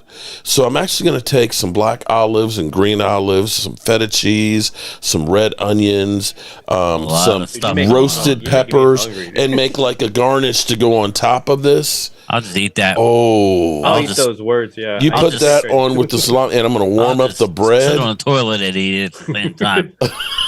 Why you going to sit on the toilet and eat that? Come on, man, because you got a lot going on there. Oh, but it'll be good. It'll be good, right, man. So we got the big sub worked out. Stop shop. Well, what do you want me to do? Try and do like a crab cake sub? Oh, damn. Oh, damn. That's what happened. Wow. That's what happened. Yes. You don't make a play. So is that because of the quarterback? Is that Brock Purdy? Yeah, the quarterback was there. Okay. So they get this win and stuff. Oh, Brock Purdy got another one. Well, okay, that's a major turnover right there by the defense. That was number okay. one. So now you got the ball in the red zone with 56 seconds left. Yeah. Okay. But of course, the quarterback will get all the glory. That defense is good in San Francisco. Rhonda says Mark Stubbs has sway. He should get the glory. Well, Swag. I used to run a sandwich delicatessen, so I know how to make some sandwiches now. It's your fault, sir. Ooh. If they're going to score. You get kill it off. You don't come on in here crying already. Good Lord, man. You should see the emails I get from Philadelphia. Why did I get time down? Why did I get this will be to me? They keep blocking me. I've been a fan for so long. I love those every week after my Giants go down. Sincerely, okay. Look, see, Eddie's had them. Eddie, did you say Camel Rider sandwich? Well, I love those every week after my Giants go down. Sincerely yours, Rashid. Oh, yeah. We like two Signs Commanders fan. No, it's because it's on pita bread, okay? But we're doing it as a sub. So we're going to do a Camel Rider sub, all right? Yeah, Jeff Curran. It's not like it's like camel burgers or something, okay? Come on. Well, you saw the one play. That wasn't Dak's fault. The one, went right off the hands. I mean, Well, we can always put Cooper Rush in. No, I mean, it wasn't his fault. But here's the thing: is like, yes, those weren't his fault, but there's a lot of shit that was. Yeah. And so that's the thing. As much He's as already you got want to take 9 interceptions. Yeah, as if as much as I give him as well that too. He got his arm hit. There's the guy doesn't catch it. Those exactly. He was Josh the Bald. guy doesn't run the right route. Still, man, and I understand why you're not throwing to wide open receivers because there's no wide open receivers. Exactly. You're not scheming it correctly, Kellen Moore, and it's taking guys making plays. I'm winning some money today. Arthur Macon, what's up with you, man? What's the best sub I've ever made? Week one. Which was that? The best win. Was the best win? The Cuban was good. For about 20 minutes. It was too good. The Cuban sub was good. I love the Cuban. Yeah. It was too good. I will say the Reuben sub is real good too. Actually, the steak and cheese is good. Okay, listen, all of them are good, but the only one that hasn't been good has been the lobster roll. It's hard to do a lobster roll. Yeah, you didn't like it? Well, it wasn't good lobster meat. It was like frozen, like little baby, like lobster. I couldn't get like. You need about 5 pounds of lobster meat. You know how much freaking. How much that costs? Yeah, geez. Let me go ahead and just get some lobsters. I'll get me like 15 of them and cook them for a sub. You were using imitation crab meat on that. Give me that lobster. So I try, man. But I tell you what, you can tell how good the sub is by how quickly it goes. The taco sub was gone. I was like, look at this. And the thing was, I was so late getting started on the game. I didn't, I got like a little sliver. And I was like, I'll go back and get some. And then I went back. I was like, that mother humper's gone. Dude, I said, that's some shit. Unfortunately, I have to break away because I have to sleep to get up early to take a Christmas. All right, man. So I appreciate you being here. I appreciate you letting us. Tomorrow night, you guys, 7 o'clock, right? 7 o'clock. You gonna give us a preview before you leave? Just in the sense that we're gonna, I think with our show, we had to obviously switch it over from Saturday to Friday. That's how it's going to be even for next week as well. And I think we're going to do like a Wednesday right before the end of the year because the Cowboys, they play on that Thursday night game. Yeah, Tennessee. So we're going to go Wednesday. So it's a little bit thrown off, but, we'll jump back on it, of course, about next year. But honestly, tomorrow, 7 o'clock, and Brian's having a guest that's coming on. Mike Tagg is going to be joining us. A guy with a lot of energy, so all that negativity that Brian has right now, Mike will be able to bring it back. He's like the Grinch right now. You're a mean one. I'm messing with him. I like poking at him and stuff because he is. There's a lot of fact there. I understand his concern. I'm just saying this team can be two-faced. I'm a Cowboy fan. I want to win. Yeah, trust me. I get it. We That's win why every game. That's why we counter each other. I think it's really good. But I don't. Anyway, go ahead, finish your. I was just saying that I think it's a good partnership right there. So, we're not always going to agree, but we do see a lot of the stuff, I see his concerns. I definitely see it. Wow. This team has been, if you look at the Colts game, they didn't play 3 quarters of football that were terrible. They just happened to get good defensive plays and then boom, the offense started playing. So I understand the concern there. So, but I definitely love the fact that this defense pass interference on the offense previous years. So, oh damn, yeah. I definitely get it. I definitely 7 get it. o'clock. All right, we will tune in. More Be about the there, Jacksonville Primetime game. Phil studio. I don't. Exactly, man. I appreciate you having me on, guys. That's pass interference, I guess. Because he would have got that was TikTok. Sorry. Yeah, that's crazy. Got the interception if he didn't grab on his jersey. Since when did they call offensive? That's crazy. On his jersey, he couldn't get sorry. That was some bullshit call there. I don't think they did. Now, there's word that the NFL is going to be looking at unnecessary roughness calls on the quarterbacks. What's wrong? They're not calling enough?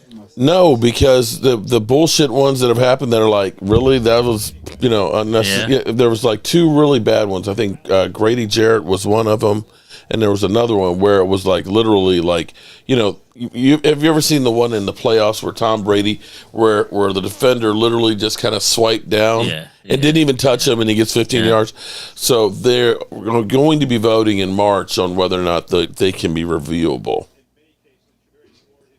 Yeah, I'm all for that. There's some ones out there that get called that are kind of like bullshit now. Yeah, but you're gonna get the letter of the law stuff where hands to the face. But if it's and on the replay, it'll go to the face, but it's not with any force or intent. That's why I don't like the replay, but it is what it is. Well,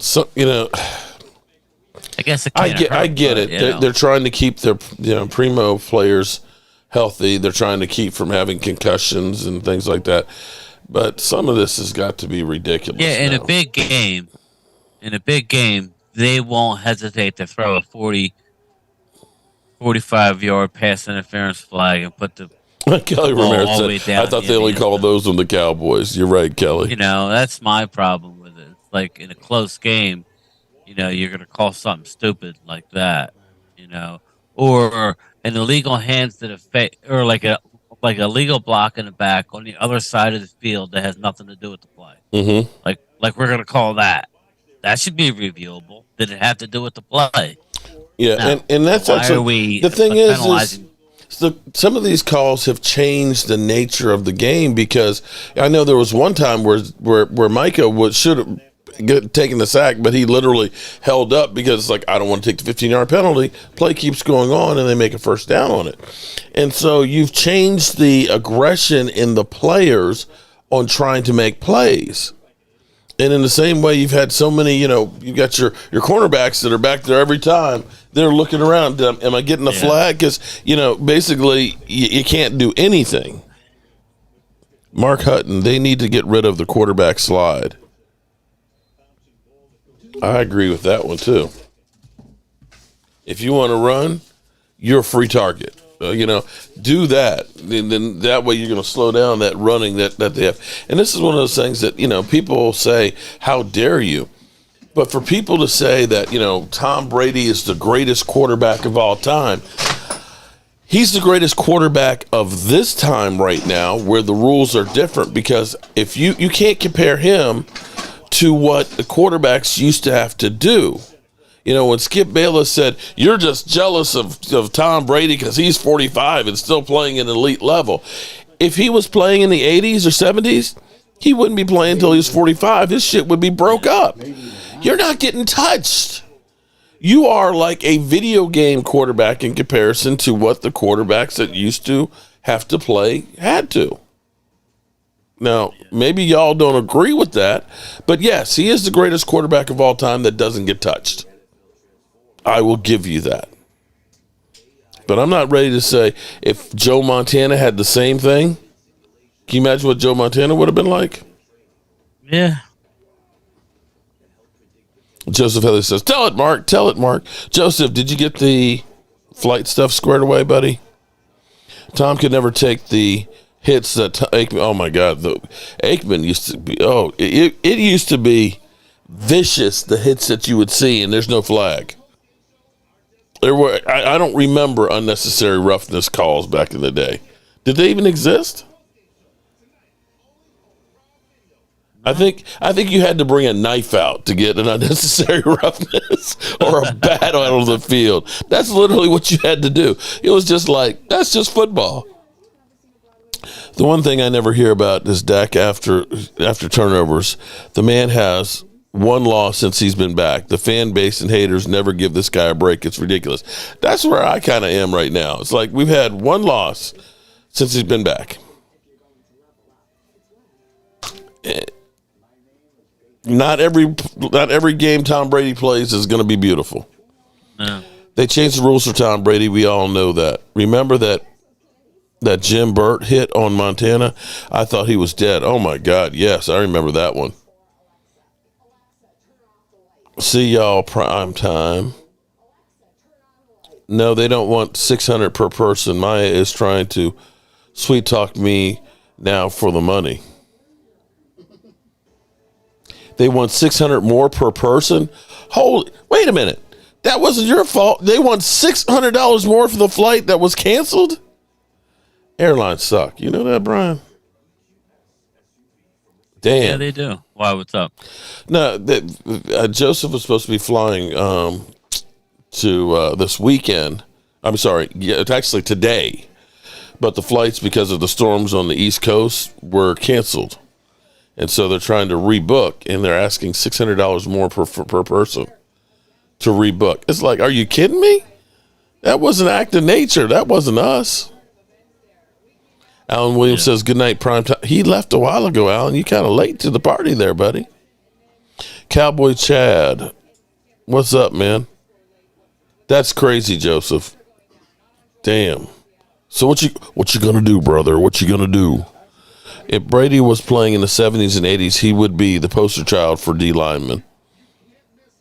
You haven't flown since 2019. I haven't done, I think since... You just flew. I know. I've flown twice.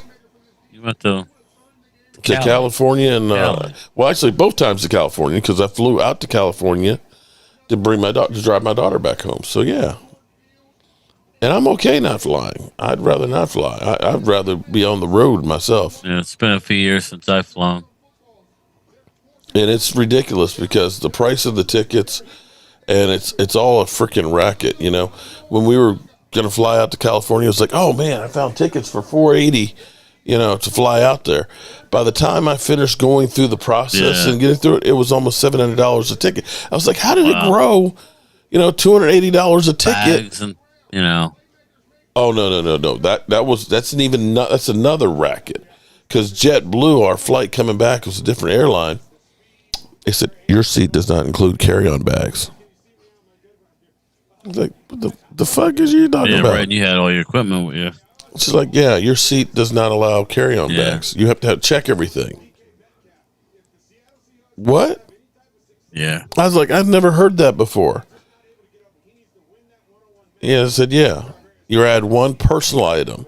I'm like, I'm not checking my computer system. That ain't going to happen. So we ended up checking. Our bags were almost $200. Yeah, that's being checked. I mean, it's like, come on, man. I remember I used to be able to get flights to Florida for $99. Dallas Cowboy girl, what's up? Does Seattle know that they are facing elimination tonight? They're not completely eliminated, but they definitely will hurt their chances if they lose tonight. They definitely will. I guess if you are a fan of the NFC East and you're happy that Seattle's losing.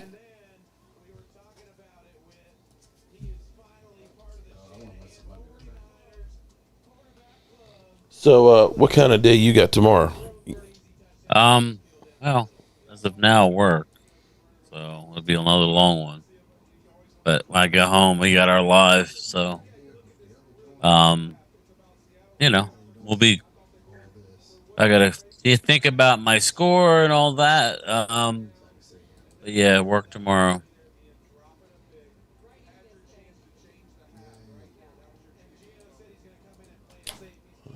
Let's see. We shall see. Yeah, we got a lot of stuff to get done in the workshop here. And then how you making out? Are you on pace to get everything out? Yeah, I just got a couple more orders like today. Demand's on. Sir Mix-a-Lot. Yeah, really. That's what I'm looking at. Damn. I think it's in your song too. Yeah, I've gotten pretty much everything except for the last things that I've just got ordered the last couple of days. Yeah, because I got some stuff to take tomorrow. I got to work tomorrow. Flights to Vegas.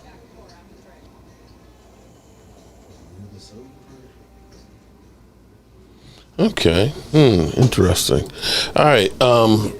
Yeah. So with the games on Saturday, I guess I'm going to live stream during those games, all three. So that's going to be a long day on Saturday. Well, yeah. Got to get it in. And then, of course, Sunday we got the Giants and the Commanders at 8 o'clock. So that's another big game, too. That is, can the brother get a tie again? Yeah, right. Angelica, you think it's going to be another tie or what? She called the last tie. They need to fly you out first. Where are we flying you to, Angelica? Tammy, what's up, Tammy? And also, I got to get Dallas Cowboy Girl. What's up, Dallas Cowboy Girl? How are you doing? James said, be careful out there tomorrow, Brian. Thanks, buddy. Yeah, it's got to be better than today, right? What the weather was. All right, so Brian, you have been Mr. Pessimistic, okay? You are literally become slep rock. Woe is me, the Cowboys are not playing good. If the Cowboys go to Jacksonville, and they bitch slap Trevor Lawrence. I'll be happy. Okay, and we get, say, a 31-17 game. Will you feel better? Yes. This is a game I had an L at the beginning of the season, so this is just one. I'm not going to pick them to lose. I think all the talk about last week should help about how bad they started the game. I'm expecting them to win, but I'm just saying you play like they played the last 3 weeks in the first half against Jacksonville. We haven't beaten Jacksonville. I don't know how long. Oh, no. We beat them in London, right? Mm-hmm. I think that was the last time we beat them.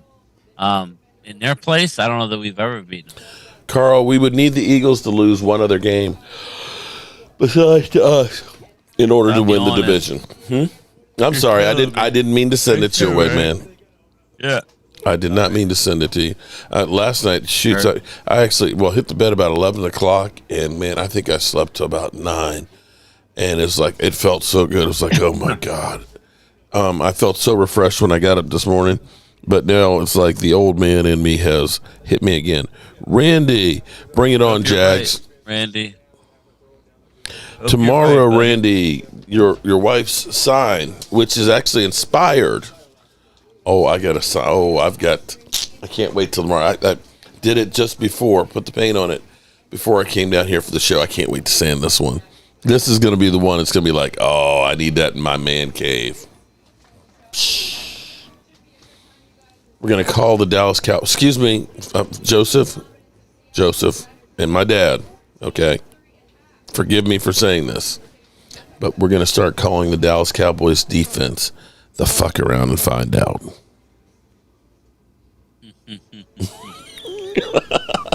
What do you think on that one? No? Too much? No comment? Nothing? Okay. Yeah. I thought it was good. Yeah, it was. Killed off the underdogs. It stopped. Have fun.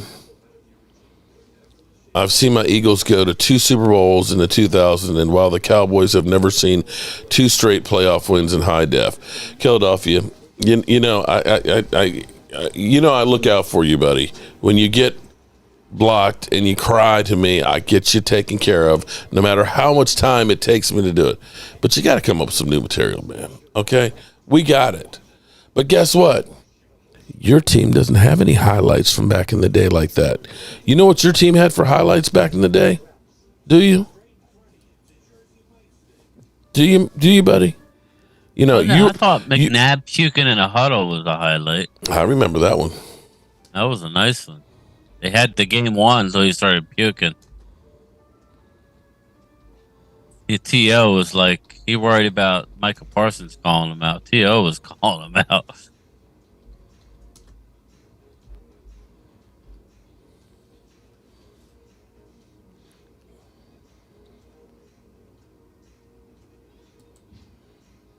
Yeah, that was that was the T.O. game. T.O. had an incredible game coming back from the injury.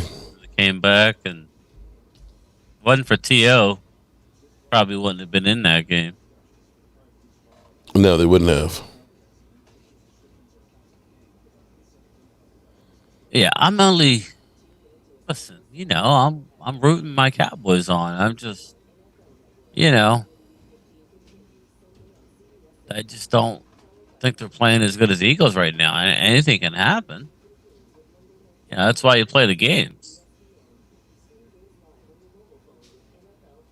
I'm going to miss the start of the Cowboy game. I'll be at work. You're going to miss the Cowboy game on Sunday? I'll see the game. No, next week. At Christmas Eve, I got to work Saturday.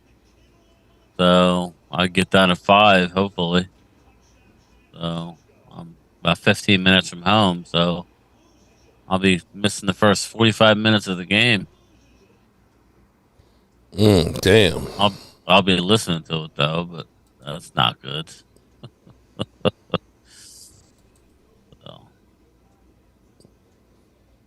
Well, neither rain, sleet, or snow or the Dallas Cowboys will keep you from your acquired post. Yeah.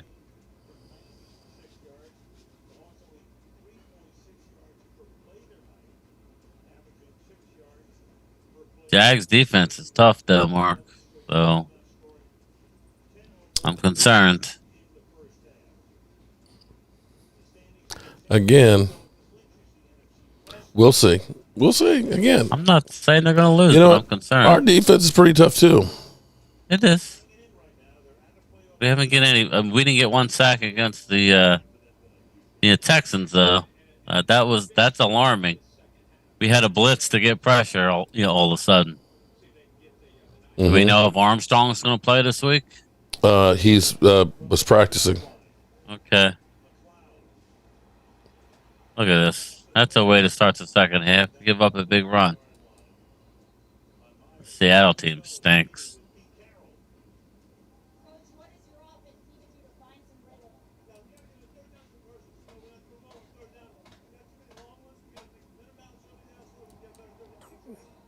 Pete Carroll is looking old.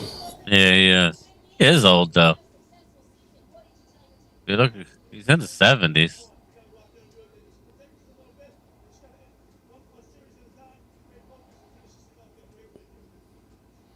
He's got a lot of energy and stuff. He does. Now, He does. Seattle's going to need to do something here, and giving the ball on the 40-yard line.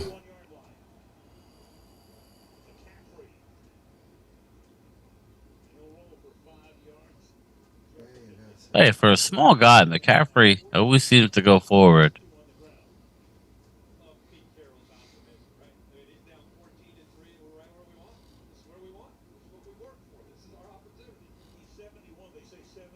He's 71. Wow. 71.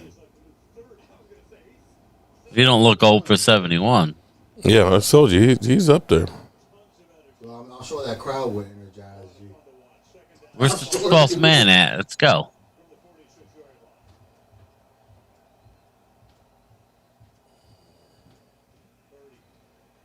Wow. See, again, when was the last time you saw somebody that open for Dak It's Prescott? over. Do you Turn see off what the I'm saying? lights.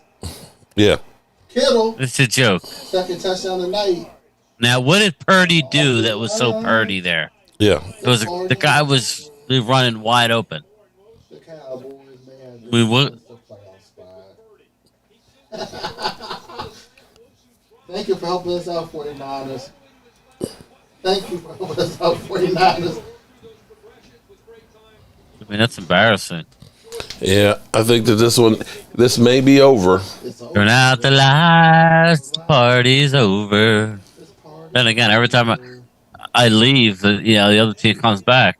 So maybe that's a thought. Seattle just has not looked like they've had it tonight. Yeah. They were looking good the first half of the season, and it was a great story with Geno Smith and everything else, and how great they were doing and stuff. But they've got a foundation, and of course they're going to be getting a high number 1 draft pick from the Denver Broncos along with their own. So they can do a whole lot with what they have. That's a rough trade now, isn't it? Mm-hmm. Well, you got right now 3 of the top 5 are like screwed up. So you think of the Rams sending their number 1 pick to the Lions. And then what's the other one? Of course, the Saints sending theirs to the Eagles.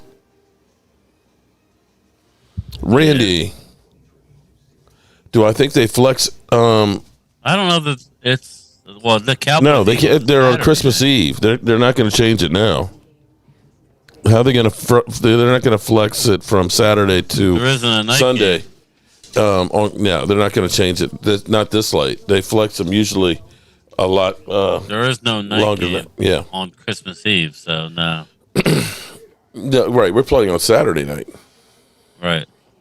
Which is Oh, I definitely say go Bears. Now the Bears, of course, they're beat up. The running back is hurt. 2 of the receivers are hurt. So it's basically the Justin Fields show. But maybe the Eagles look I know past what the he's Bears. saying. Yeah, no, they won't do that, Randy.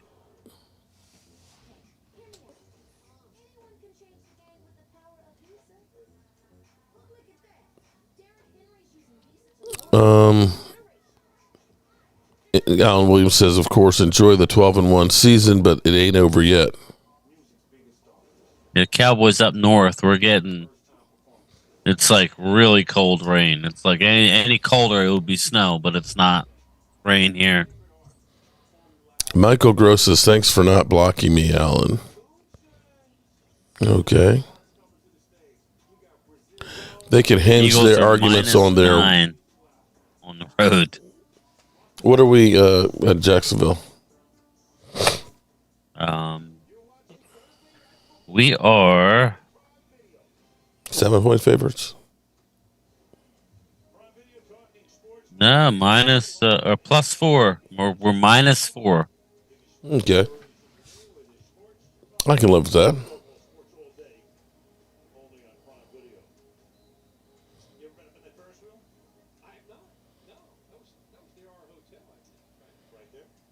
Their waterfront is beautiful there in Seattle.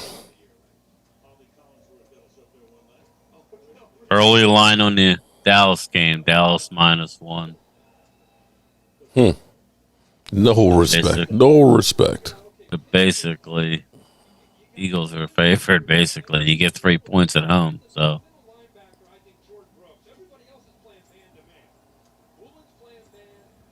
God, Kittle was so wide open on that. Jeez. that's what I mean. And then look at the horrible tackling. The NFL's been around a lot longer than 25 years. Yes. And actually, the Eagles have been around as one of the original teams. I think they were one of the original ones. They've been around for a long, long, long, long, long time. But funny that they only have one Super Bowl win. How about I kick them both out and we all have a drink in peace? Okay.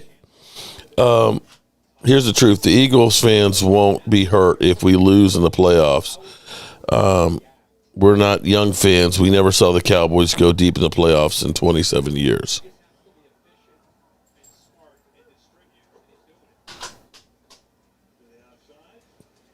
Okay. I'm trying to understand that one.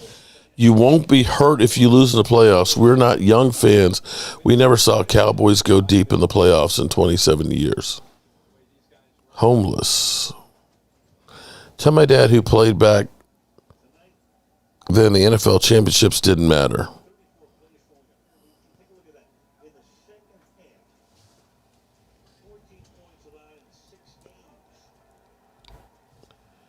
All right, Gino, you got to do something here, buddy. 3rd down and 7. Or we might call it an early night on this one. Yeah, right. He's under oh shit. He gone. Oh, it's old, bro. Yeah. It's a flag. There's a flag. Unless it's on San Francisco before the interception. It's a flag on the return. So, does this count as a great win for Brock Purdy? Well, he beat the GOAT last week. Yeah, it's coming back. It's coming back. Roughing the pass. Ooh. Wow. That was a big game changer. Now this will be a reviewable. In the future, right, if they pass it, yes. So let's see. What would they do?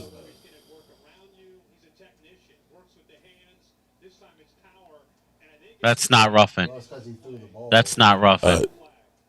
Yeah, I mean, you can't even see him throw. Yeah. Come on, man. That's not roughing. Yeah, I have to agree with you on that one. That's not roughing, Mark. Come on. What are we doing? Come on, man. That's not football, man. Can we not? Yeah, you're taking the aggression out. He didn't go to the head. Now you can't take him to the They're ground. saying they said because they took him to the ground. Now they're going to start throwing flags to even out the game. That's the the game is out of hand now, so that way when people look at the game and go, oh well, the flags were even. Yeah. Well, I got early news on the refs that were playing. Must not be good. No, it's good. It's fine. The refs that are going to be reffing the Dallas game in Jacksonville, they're anti-home team. Like this crew or the headline judge actually gives more. It's normally a high-scoring game. The home team, he normally 50. He calls more penalties against the home team, 56% more. So there's interesting. Yeah, it's one of those. I don't have the guy's name offhand, but high scoring game. Like pass interference calls, that type of thing. But he doesn't get intimidated by the home crowd. Not that Jacksonville will have a home crowd, but I think there'll be a lot of Dallas fans there. I know the guests that we're having on tomorrow night, Mike Tagg, he lives in Florida. He goes to all the Cowboys games in Dallas. Got his own jet. Damn. Yeah, he'll be there. Got his own jet? Damn. Supposedly, he didn't tell me that, but from what I gather.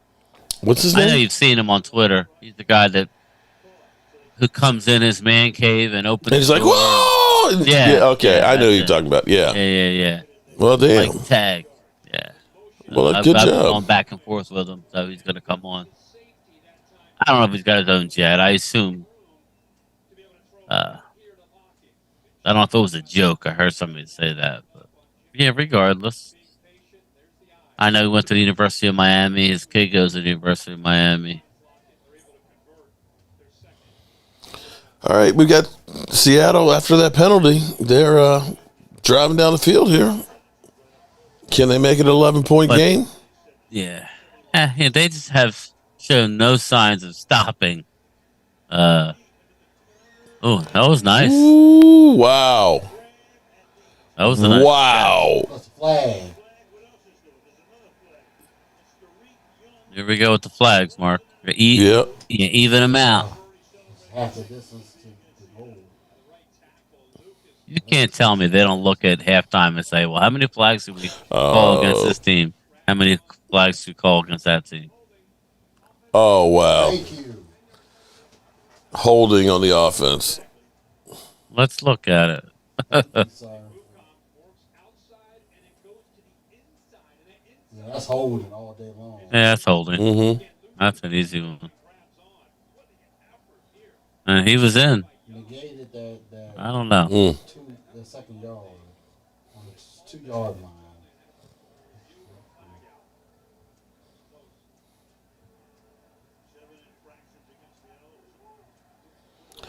That was a killer. 1st and 20 now from the 35.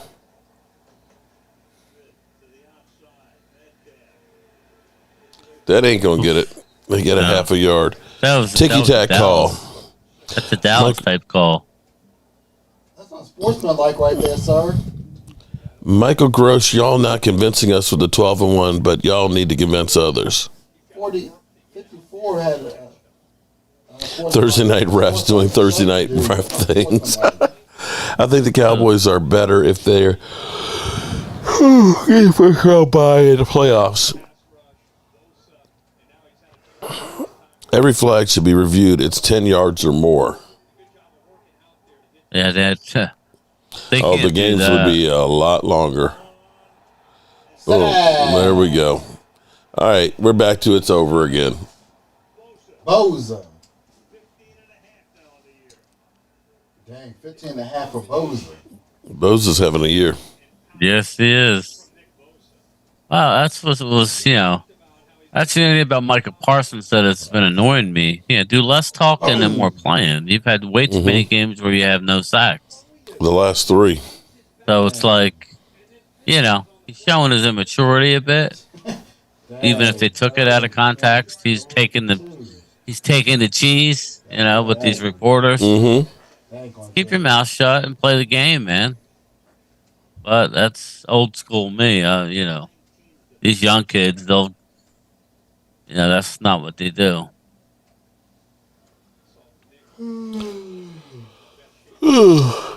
Yeah, great job going at penalties and sacks. Killed it. Yeah.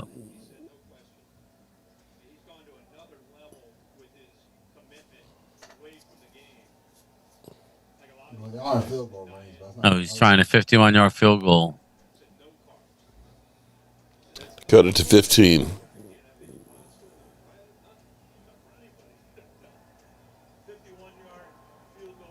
Got it. That's it.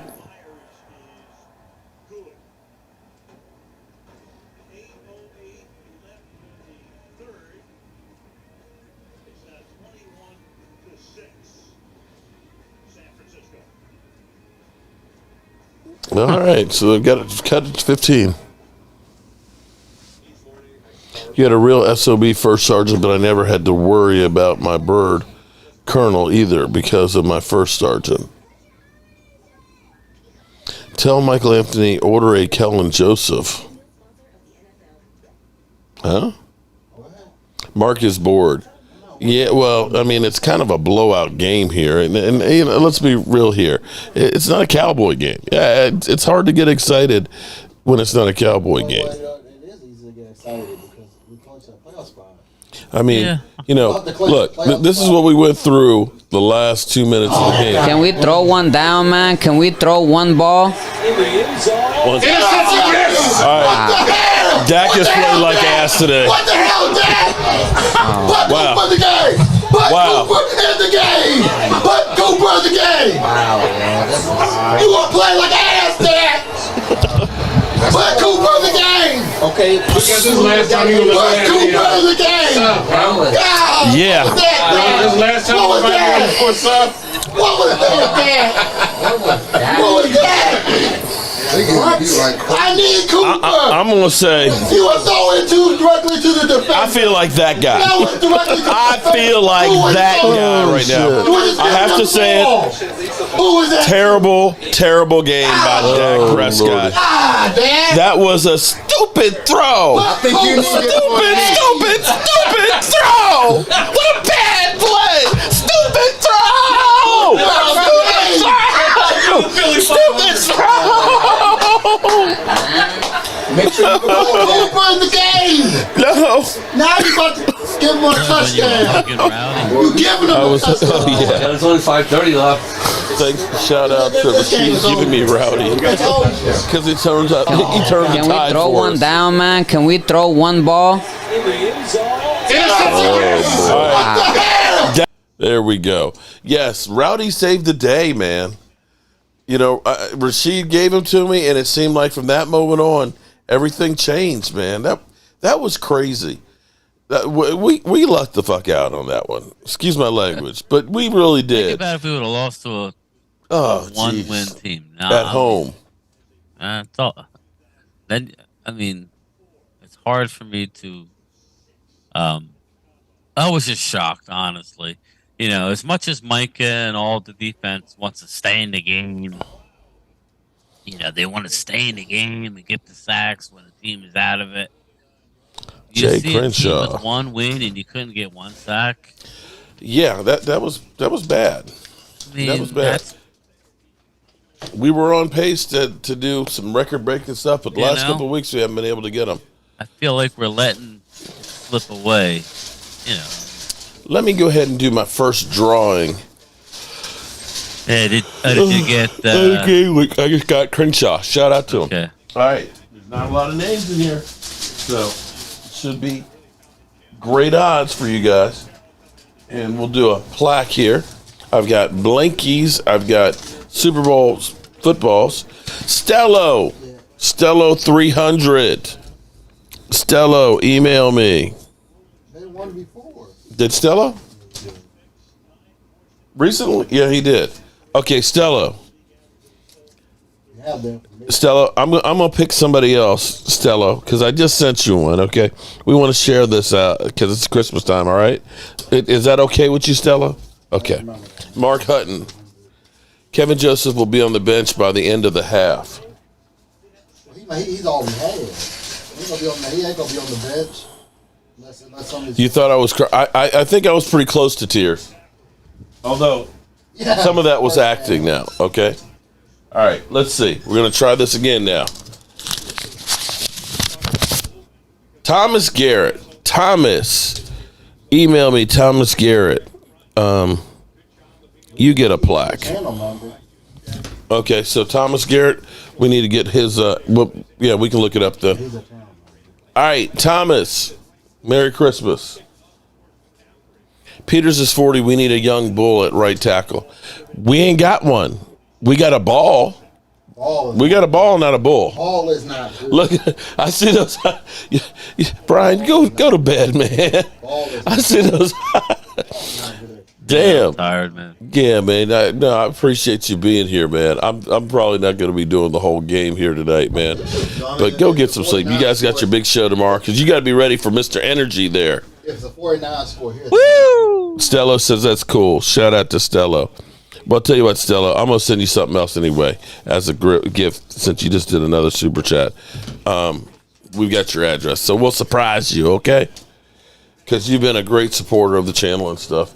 And without you guys, it doesn't work. It does not work. 2nd and 9 here for San Francisco. Scoring this drive, it's over. Oh, That was a Purdy sack. well, Dude, just every time I leave, the other team ends up winning. So maybe that's a good thing, right? Maybe I should leave. Well, are we rooting for San Francisco? No, I mean- I can't. I mean, that's what it'll. I I want to mean, see Purdy get his Purdy ass knocked down. I the don't want to see him Cinderella get story. hurt. I don't want to see him get hurt. But I'd like to see him be welcomed to the NFL properly. You know, you don't come in and do what he's doing. Oh, don't be doing You know, people running wide open. Mm-hmm. Give me a break. Come on, man. You know, that's all I was saying the other night when we were talking. There we go. Tom, go get the first. Why can't we Wow, he got look it. at other teams and see what they do good and just pick a couple plays that are working? You know, why can't we do that? Because that was like Jason Garrett, because of his Princeton education, and he just felt like he was smarter than everybody else. He used to annoy me, and he'd say, "Well, that's not the way we do things around here." Well, the shit you've been doing around here hasn't been working, so maybe you need to find some new shit to do. Or a Kellen Joseph jersey. Why is everybody talking about Kellen Joseph so much tonight? He was ass. That'd be the last jersey I'd ever buy. I don't think he's long for this team, Mark. I don't think so either. Peters won't be able to handle any Philly D lineman. What's the flag? Even on that one, dude was wide open. If it's on, Hopefully it's holding. if it's on Seattle, man, they're gonna get banned. Probably on Seattle. I think it's on the cloud. The third. Illegal formation. Only Super Bowl count here. Eagles only have one Super Bowl, and y'all not happy trying to count. Okay. Yeah, at this point, I can't even bring up our Super Bowls. It's been so long. They're there. They're not going anywhere, but it's time to get another one. Amen on that one.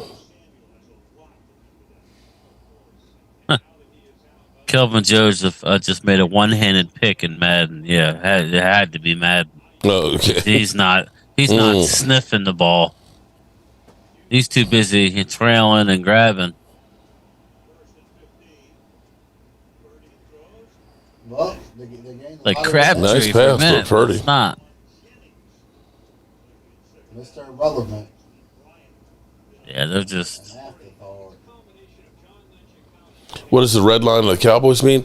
That was originally back in, I think, for 1976 for the bicentennial, wasn't it? Yeah. Yeah, it was for that 1 year. Now That they year wear was- it. Yeah, every year they're going to wear it when they hand out new Medal of Honor winners or recipients in the military. It's usually, right after. It was actually in December this year, but it's normally, Good run stop. in the salutes of service. Mm-hmm. So, that's why they do it. Yes, Brian. Our trophies do have a layer of dust in it, but they still are the same value as a new one. They all count as one. Trophy, yeah. Buddy Johnson says, "I'm happy here. Tyler Swift will play right tackle on Sunday. Go Cowboys." You're hearing. Okay. We'll I see. don't believe it. I'll believe it when I see it. We'll see on that one. I think you're not going to move a guy who's played one position his whole career, Yeah. one of the best ever to do it, and you're going to move him. Mm-hmm. It's not going to happen. There's a better chance you're going to see Ball with a series. They're going to rotate that right side. Mm-hmm. Telling you now, get ready for it. They're going to rotate right tackle. Yeah, and they're going to see how he does. Meaning Tyler Smith on the right side, but Josh Ball will get some play, as well as Jason Peters. It's literally going to be a 3-man rotation, and it's going to go by. It's going to go by if Josh Ball is doing well. Mm-hmm. He's gonna, they're gonna keep him in. They love them some Josh Ball. I don't know why. he's going to get that killed. Peters and Ball at right tackle. I'd have to say he's closer to Chaz Green. Avatar. Oh, yeah, my kid wants to go see that. It's over 3 hours long. The Way of Water, it's 3 hours long. It's like 3, I think. Holy moly. Yeah. Law Nation saying, question mark, Tyron Smith at right tackle. That would be interesting. Well, here's one thing I will say. I think part of the problem last year was when Tyron Smith went down, we took Terrence Steele, put him left, and then we ended up bringing in Lyle Collins. And I think you then messed up 2 positions because now Tyler Smith hadn't been used to playing there. You got Lyle Collins, who was coming back from the suspension. It wasn't the same guy. There is, to look at it and say, okay, I don't want to mess with something that's kind of working over there on the left side. It's better that I'm only messing up one position. And Tyron Smith, it's easier playing on the right side versus the left. You're usually not taking on the best defender. So I could see that saying, at least we're going to go ahead and work one position. And if you're talking about doing the rotation of, Jason Peters, him, and Josh Ball, you can kind of bring Tyron in there kind of slowly because I don't know that you want to have him playing a full game right off the bat. I'm the opposite. I play him until he drops. Yeah. Yep. He's been ready to go for a couple weeks now. They say he looks great. I don't know why you'd put him to the right side. I think that's unless they're seeing something in practice that they don't like, Mm-hmm. That's one thing I can't answer. If they don't like what they're seeing in practice, then this might be a desperate move. We shall see, We're all this talk. We'll know shortly. That we will. All right.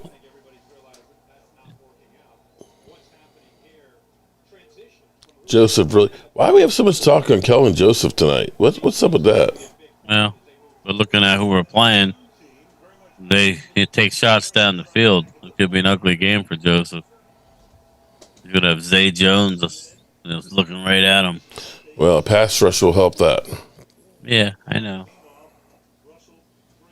We'll see about that. Damn, that's. You would think they would have a bounce back. You would think. Just when I think this team is on the downward, then they come back with a good game.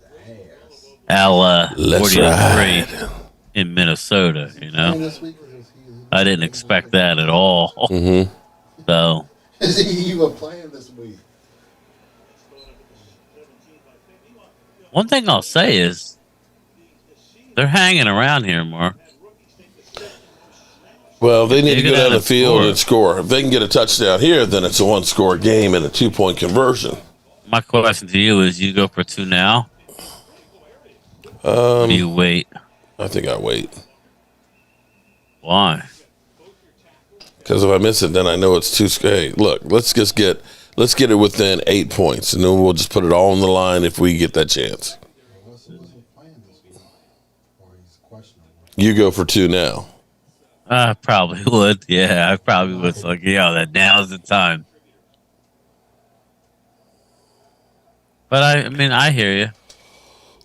Technically, you can go for 2 twice. Yeah. Rhonda, I love our moderators.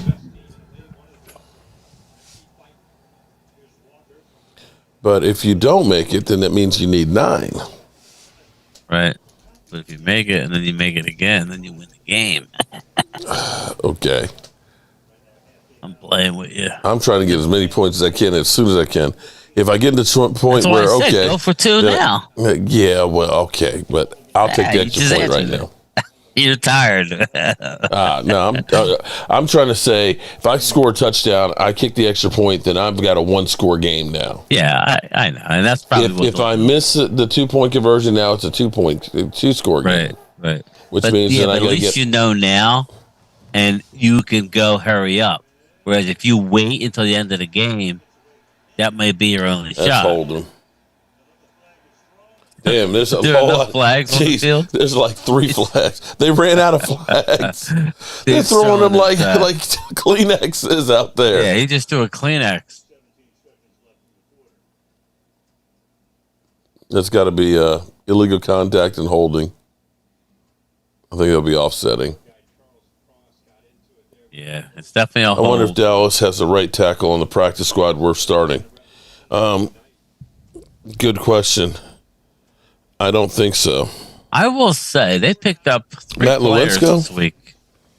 Whatever happened to Matt He's out Lewinsky? for the year. Yeah, okay.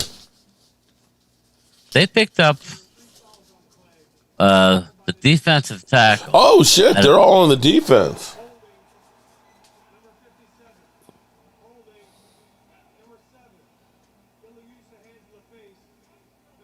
Damn. They're all declined, so they're going to take the play. You got 3 penalties. Are you sure that was wise? Because Illegal hands. hands to the face. I thought the play ends when the helmet comes off. Well, to Jason Witten rule. When the helmet. Damn. Yeah, that. Wow, he literally took Lockett down. Yeah, and then, he pulls his arms back. Okay. All right, Seattle's moving the ball here. No, that's the end of the third quarter. Go for 2 as soon as you can. Earlier, the more chance you have for another chance. That's what I'm saying, Mark. If you go for 2 now, right? Let's say you don't get it. Well, now you know you got to move. Oh, I didn't see that. You don't go for 2 now. Yeah, I hear and you. You kick the 7. Now you're down 8. And then let's say you take your time because you think you're going to. But if you miss it, then you're down 9. But at least you have a whole quarter to. Okay. I know. Rhonda, I just saw. I hate when somebody suppresses me. I was like, "What?" It said, "As a writer." I didn't know you were a writer, Rhonda. Probably an Eagles fan, Rhonda. Go for 2 as soon as you can. Okay, that was Glimmer Man. They're all like it. They're all like it when I'm saying.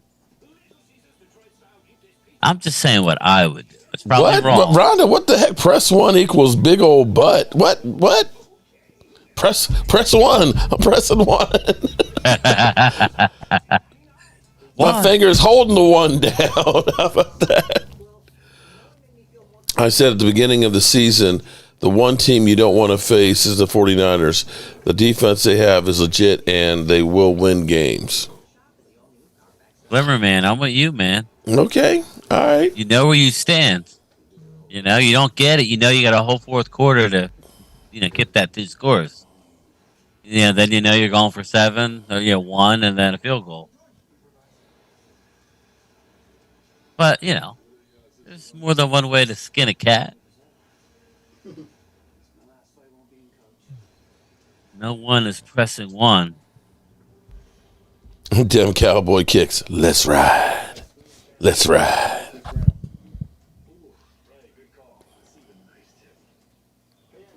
All right, so Cowboys can beat the 49ers. Lo, you got a big old butt. Oh. Rhonda, why are you talking about Lola's butt? You got a big old butt. Be proud. We know it. What the heck? Oh, boy. I don't know what's going on with Rhonda in the chat in here, but Rhonda, you wild, girl. That's all I can say is you are wild. All right, we got 1 quarter left here of this game.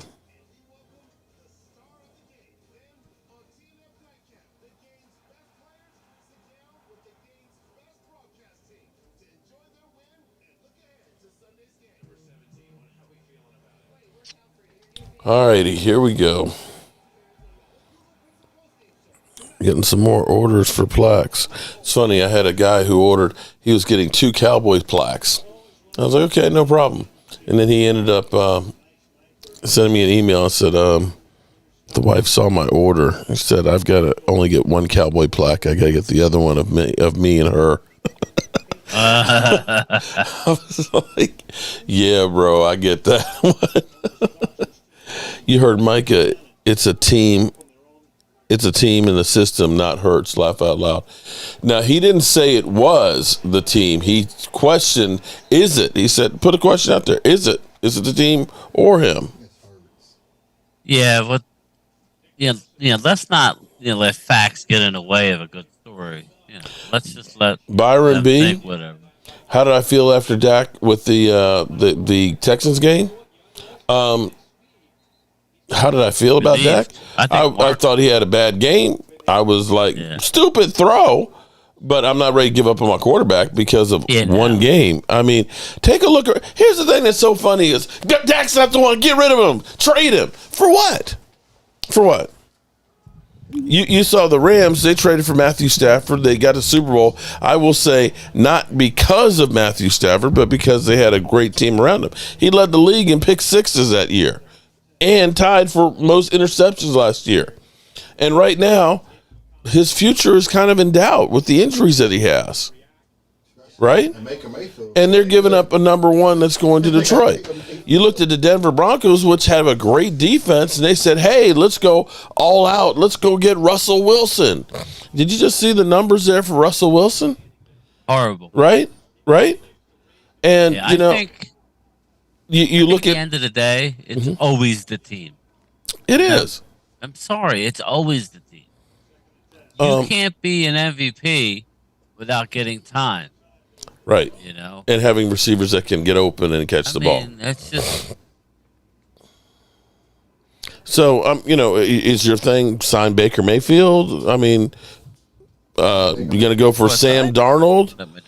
You can go through and say, let's draft a guy. How many of the drafted guys recently have turned into great quarterbacks? Look at Mac Jones and Justin Fields and things like that.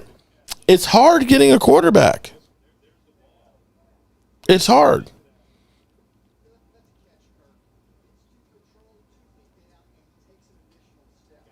Micah Parsons, bring back the underdogs in Philly fans.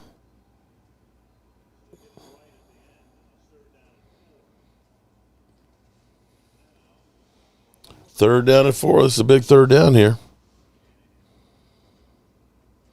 Game Changer is singing I Like Big Butts.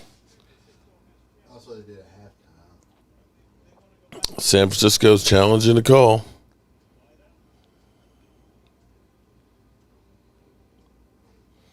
Dak's winning drive has to be more regular. That's his 15th game-winning drive in his career, which is actually quite a lot. I'm hoping that we don't need to have a lot of game-winning drive. Oh, that's actually blowing somebody out. I don't know that. You know what? I think Micah's comments were blown out of proportion. I'm back from the day when you had guys like Dexter Manley say things like, I'm going to clean Danny White's clock out. Now that I would say, that's the kind of thing that's kind of a mistake. But if you're going to talk the talk, walk the walk. Mikey goes out there and gets himself a couple of sacks in that game and we blow him out. I got no problem with it. No problem whatsoever.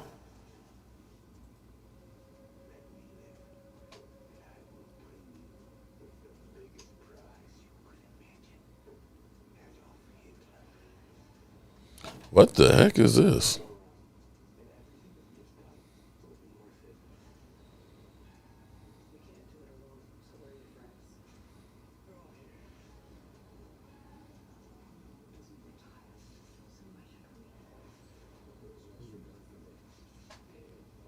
You looking at the movie? Yeah. Delivering Adolf Hitler. Who knows?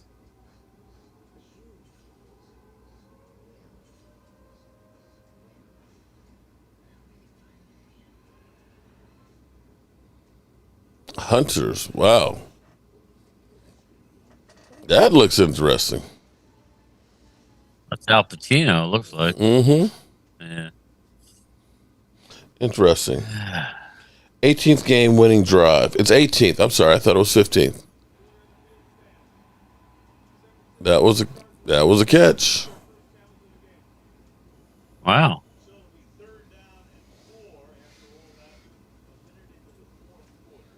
All right, 14 minutes and 5 seconds left. Yeah, there's a lot of time left. I want to see him score a touchdown just so we see what they're going to do. You know? Mm-hmm. You play to win the game. You know? So.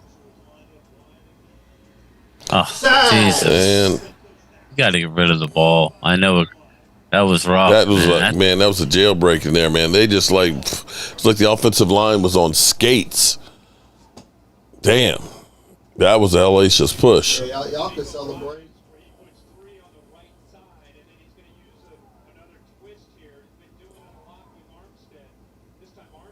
Could have been holding too. Mm. Yeah. Lucky he didn't get hurt. Oh, he just went down. I was smart. Thank you, Warmac88. I appreciate that.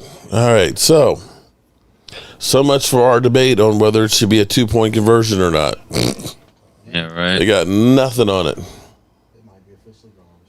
Could Seattle try to double team Bosa? Wow. Okay, they could get a safety on this. Wow, that was impressive. Oh, boy. All righty. Let's see what San Fran does here. 2 chains. Should have been a design rollout. Mark, I look tired as hell. Yeah, I'm old and tired, buddy. It's just too much to do and not enough time to do it in. I wonder, is it still raining outside or did it finally pass? It's nasty and windy here. I think it's past here now. Lord knows we had plenty of it.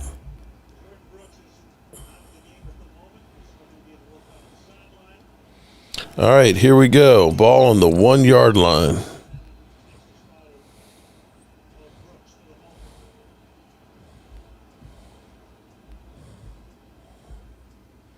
Incompletion.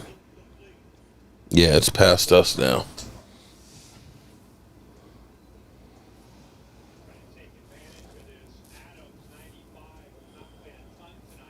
Yeah, Joseph, with the media these days and the access that everybody has to the players, I almost think it's too much access because these young players just say stuff but in the end, I don't think it adds much. It's all a bunch of hot air once the game starts. 2nd and 10 from the 1-yard line.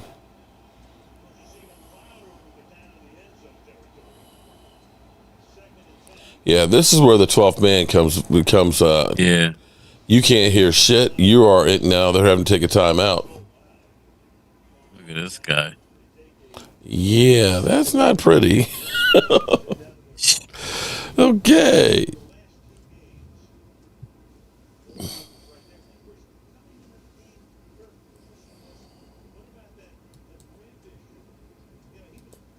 Yeah, I don't want the 49ers to win this.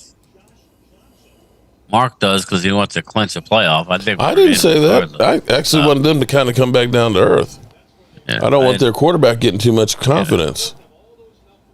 I don't watch all the shows, but tomorrow it'll be, nobody's stopping the Niners.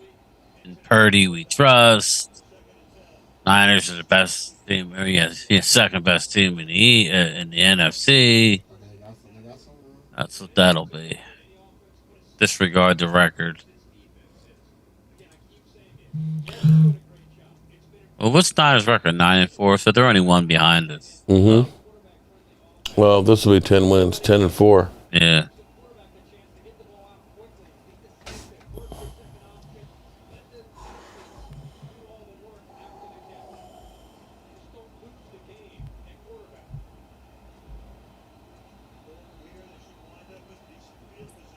They were smart. They would do a draw play. 3rd and 7. First down. Or they go ahead and get that out and get the first down.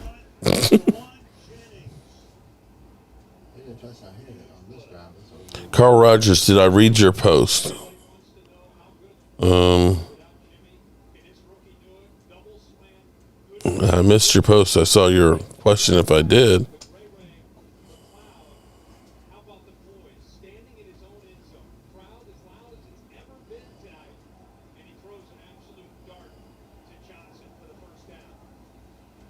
Do I think management had a conflict resolution meeting with Skip and Sharp? I think they probably did. I think Skip apologized up there. I think so too. I thought for sure that they would say something about that. Okay, they got him that time.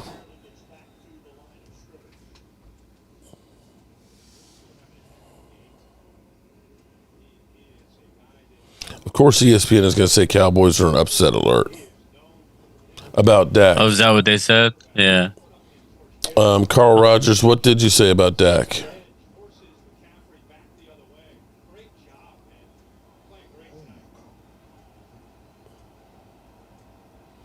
Trying to roll back up in here, but it must be way back there then. Sorry, Carl, I did not see it.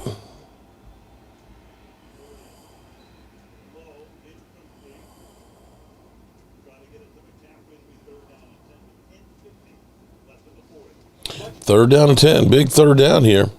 Yes, it is. If you can stop them here, then you can get some relatively good field position. The score is 21-6, San Francisco.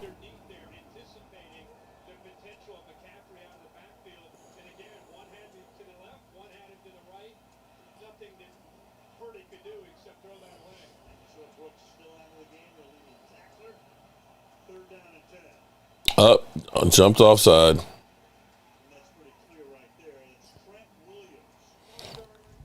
Trent.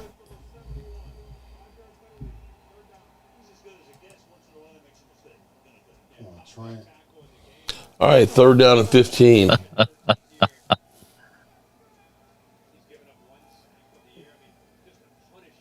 Here we go.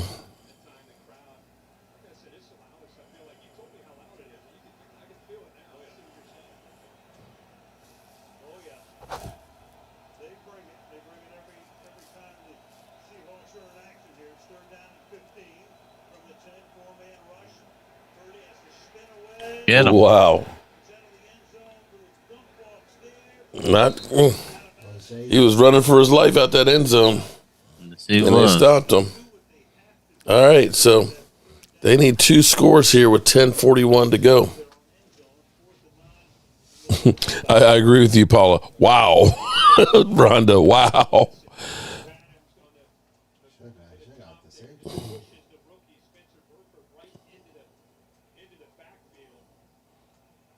Oh, that was that was an incomplete pass. Although it didn't really matter because it was about the same either way. Yeah.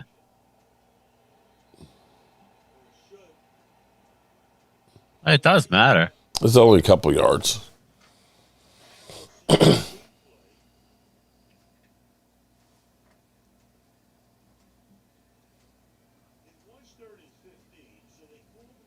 So what did they get? 7 yards, 6 yards? Yeah, that's that's a big deal though. Okay, I didn't think it was that much. Yeah, that's what it looked like it was.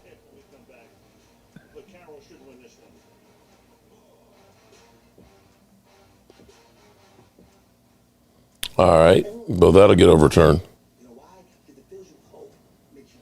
How do Cowboys fans feel about the Jags this weekend? They're coming off of solid wins. That it's time for the Jags to be brought back down to earth and the Cowboys to show something. It should be a get-right game for the Cowboys. If it's not, then we got some real problems. Right. What if Lamar Jackson was the Dallas Cowboys quarterback? Well, right now he's not playing because he's injured. He's going to be the Giants quarterback next year. We think in the Bucks, the Panthers have a shot to win the division. I do. I definitely think the Panthers have a shot. Please play it for our fans. Dak's latest interview is a must-see for Cowboy fans. Okay. Let's see.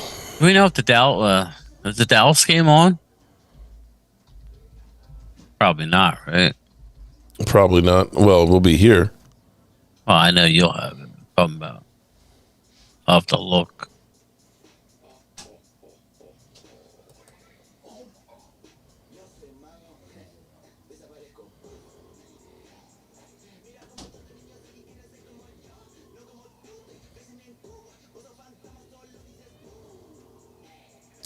Tad Prescott. Okay.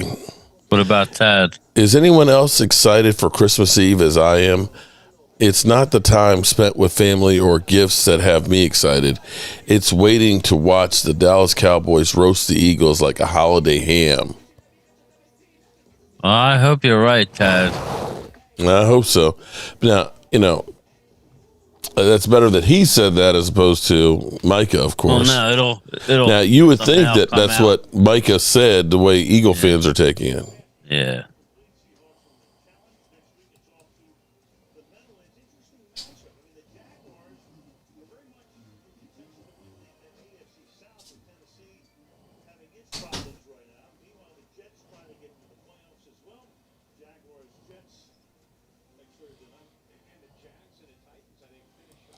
All right, let's see what they're going to do. They overturned it, so they get a little bit better field position. I think you go after it here.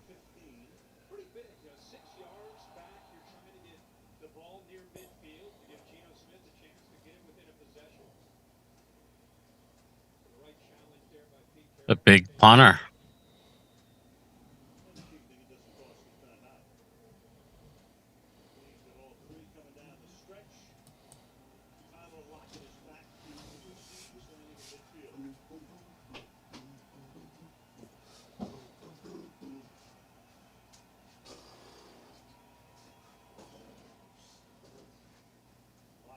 Ooh, bad punt. Great field position. Wow, that was 55 yards. No return. Well, he was in his end zone. Yeah. So that's how I look at it. But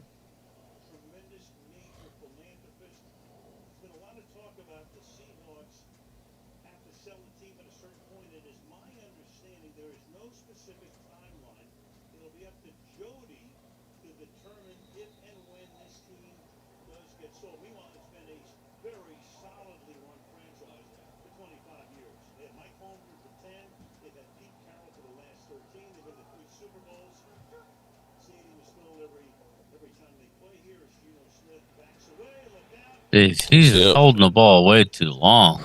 Yep. I don't know why they're not having him run the ball. He's obviously don't have time in the pocket. He looks Get him out flustered. on the edge. What's the flag? Hold it. Intentional grounding. Oh yeah, right.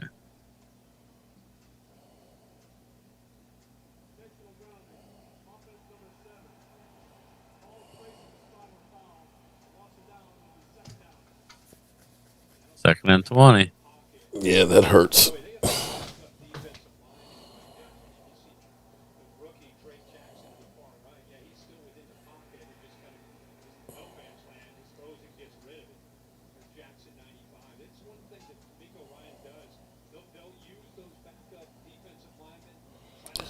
Got to do something here. Second Yeah. and 23. Damn. I don't think it's going to be Seattle's night here. Third and 23. Gino's pissed too.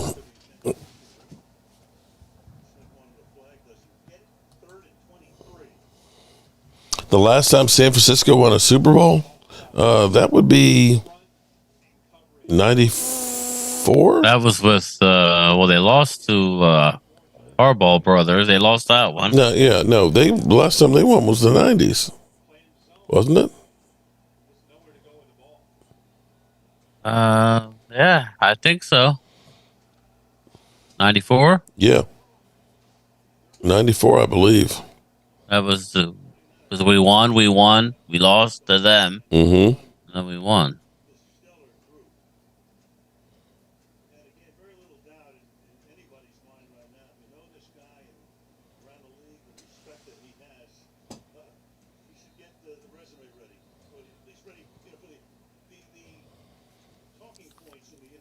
Oh boy.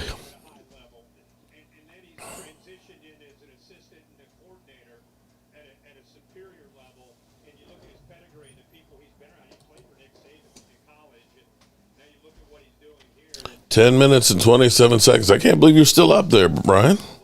Yeah, I'm upright. Yeah, I'm watching the game now. I'm hoping they come back. They have to do something on this drive because they're running out of time. But with 3rd and 23, if you get anywhere close on this, you got to go ahead. They didn't. You got to punt it. Yeah. Horrendous. You got like 2 yards. San Francisco's defense just too strong. Yep.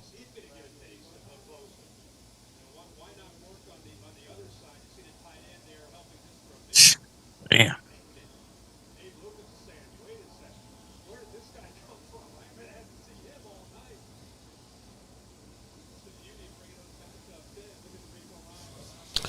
Yep. I think it's time to turn out the lights now. Yeah, I'm out. Maybe that'll help us. Oof. Damn. All right, people. It's been fun. Appreciate you, man. I hope to see you guys. Hopefully the weather's better for the mailman for you tomorrow. Yeah, I haven't looked at it. I'll worry about it in the morning. But we shall see. All right. Aisha Robinson is back. Welcome back. And we're going to be probably closing this out soon myself. We'll go to 11 and get out of here. I think this game is pretty much out. Brian, we'll see you guys at 7 o'clock tomorrow. Night, 7 with o'clock. Your special guest. God, I can't remember his name. Mike Tagg. Yeah, Mike Tagg. Yeah. All right. See you later, people. Peace out. Rough night for Geno Smith is not. You ain't lying on that one. Do it. Okay, yeah. If you send me a pitch, sure, we'll be happy to. Be happy to do that for you, Thomas. Not a problem at all.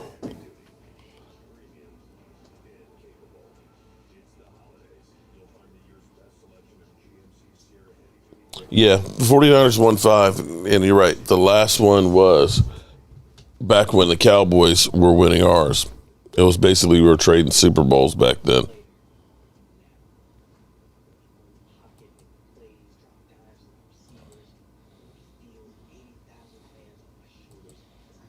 Phew. Check the Twitter, see if there's anything crazy going on in the world other than Twitter.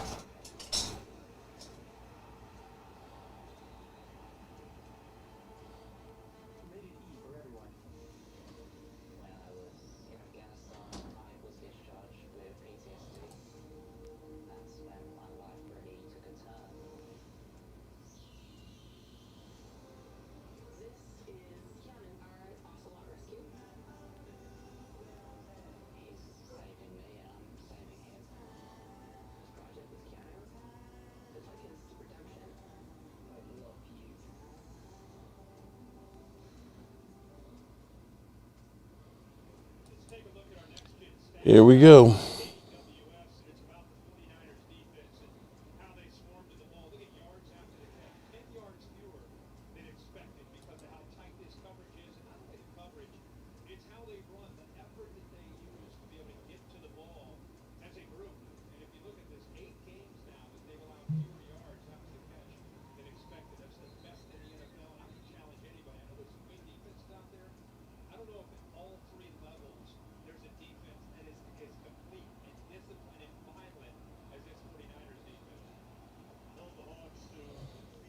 And they get a first down or two here. This game is over.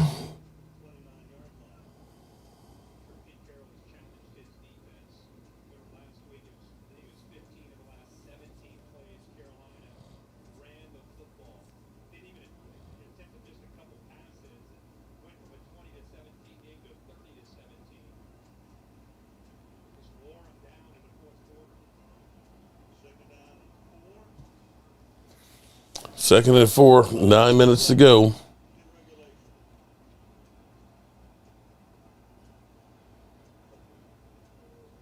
Carl Rogers, I was trying to find it. Let me look and see if I can find it again.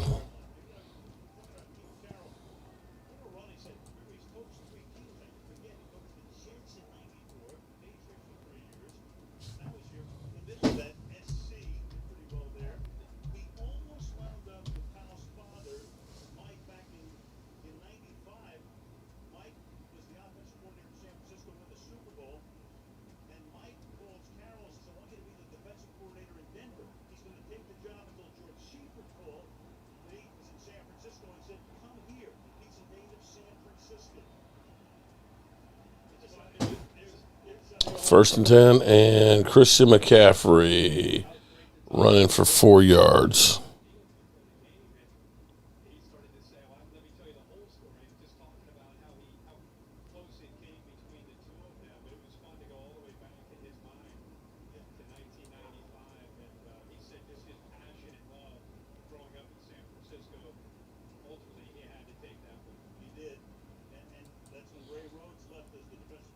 I think this. Except for no.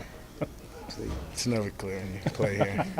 No, it's never easy neither. No, don't want it to be. Just offensively, where you are, you came back during the season. Now you at Hilton, and now the offensive line is going to shuffle here. Just talking about making these adjustments at this stage in the season. It's over. Also, there's a sense of urgency even more to play your best ball and get ready for the playoffs. Yeah, for sure. Just got to trust, obviously, the practice and the training and everything that we've put into this.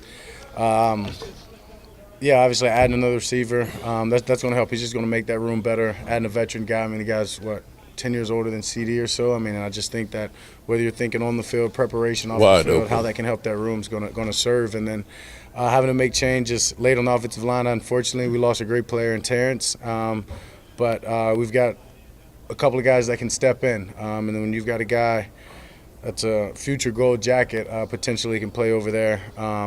You're going to, as I said, trust the training, trust the reps that we have, trust the way that we've been working this week at practice and moving forward on a lot of these things. And, it's important that we play our best ball. So it's just make sure we got to communicate. We take advantage of these reps as they've gotten shortened down in the latter part of the season. But we'll be fine. What have y'all done to gain more chemistry with T.Y.? I know Mike said that you guys spend a lot of extra time on offense after practice yesterday. Are y'all doing it every day? Or Jesse, you posted a comment on a video. Not necessarily okay. Just for T.Y., but obviously it's going to benefit him. Smart guy. I mean, I just sat there with him and Kyle Valero and went over. Appreciate that, rude Kermit. Plays, this, and that, and just honestly, he knows as much as anybody could, just showing up in the time that he showed up. I mean, he's pretty much got the playbook down at every position. But as I said, the guy's a vet. He's played a lot of ball. He's played with different coordinators and different systems, and so no surprise at all. I mean, obviously, and he's smart, so he'll speed that process up just from being the player and the guy that he is. How do you try not to overanalyze mistakes when you talk to CD or even when you talk to Kellen and QB coach? From interceptions, fumble, anything of that nature.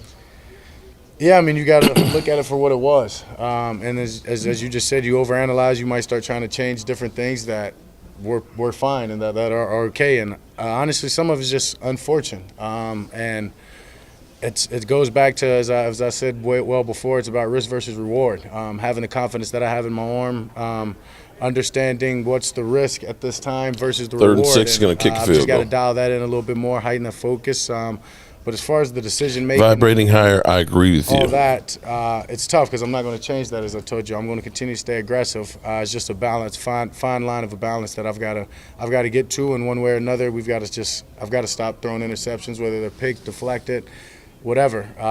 It just can't happen anymore. You mentioned risk reward. Also, you want to stay aggressive. Some teams need the quarterback to pretty much, or the passing game to be the whole offense. When you have the running backs you do, does that influence your decisions of when it is worth it to take the risk? Yeah, for sure. And it might be just getting off of that one receiver and progressing through him. Maybe getting missed the field goal. Honestly, throwing it away or using my legs.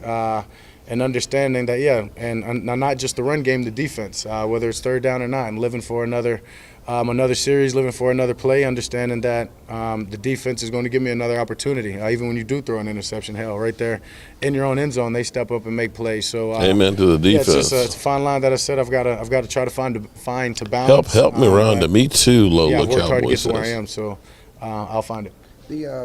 This point of the season, your legs come into play more. You don't have to. This is the time. I guess you can say that. Whether it be this week or here in the next couple of weeks, but damn sure as we move forward and get ready to make the playoff run, I think it just adds another element to the offense. Obviously, can only help and open up the run game for Zeke and TP.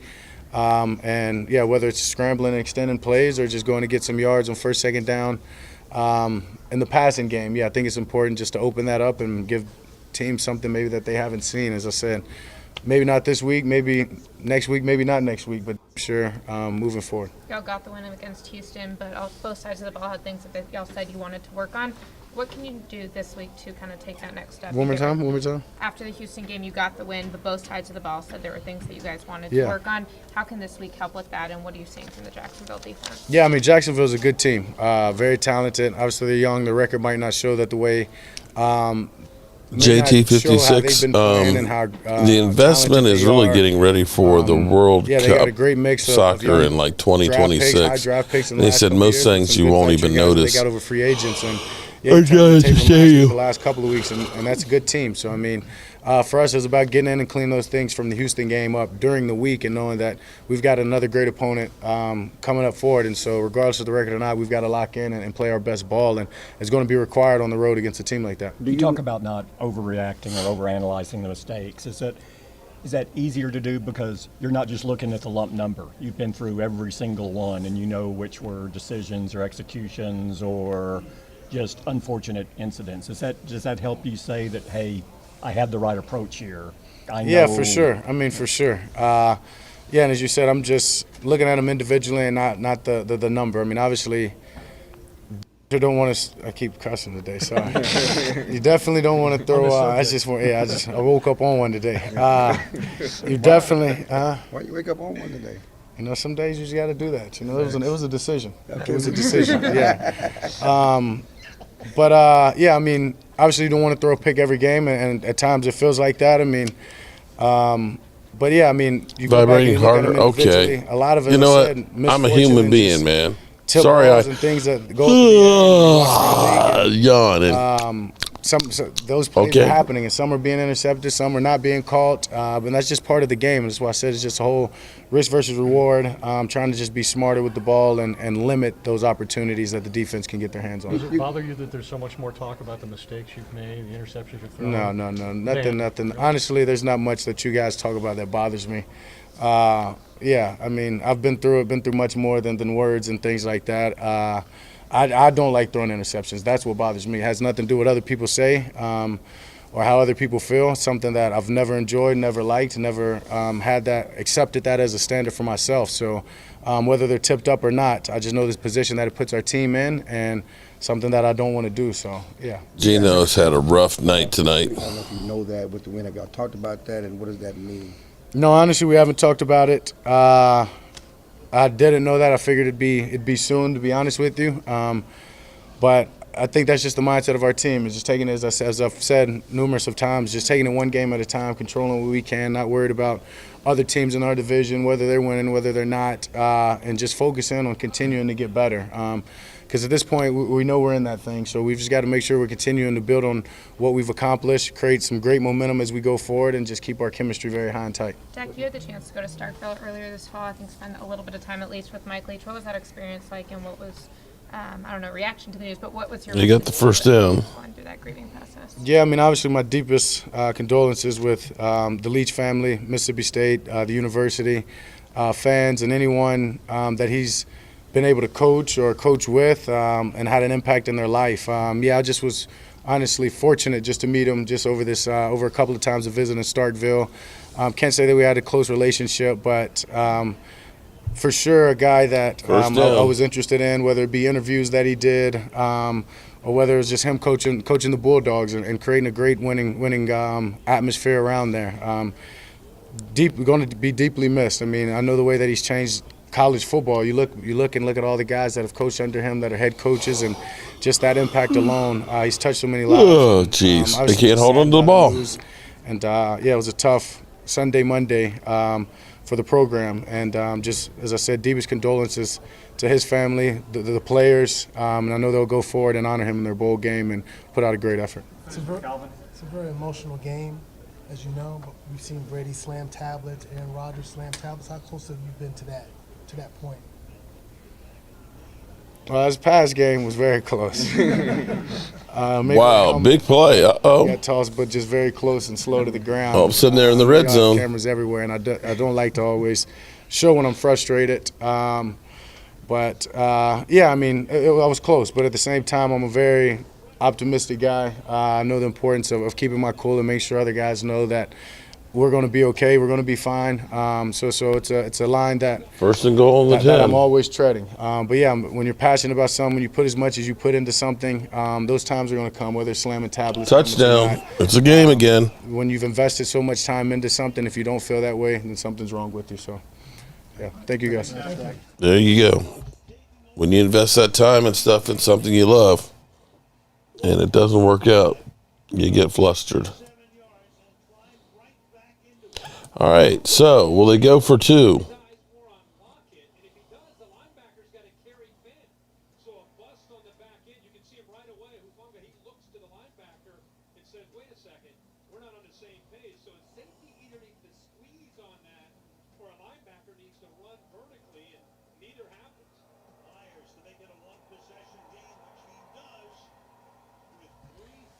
And they kicked the extra point, like I said to do. So much for what Brian said. Go for 2 early. Oh, man. Let me at least feel like I'm just a 1 score away.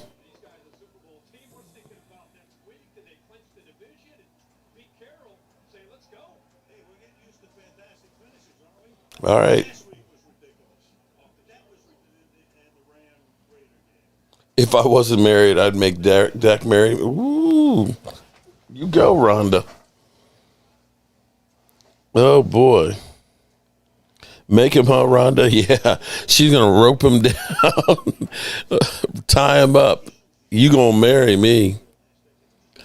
All right. We got 3 minutes and 35 seconds left. The Seattle Seahawks have 2 timeouts, and they'll need a stop.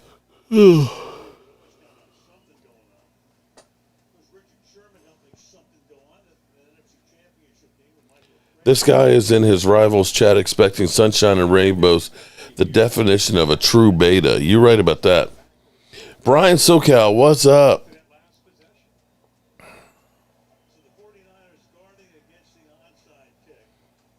Rhonda, if I wasn't taken, maybe. All right, here we go.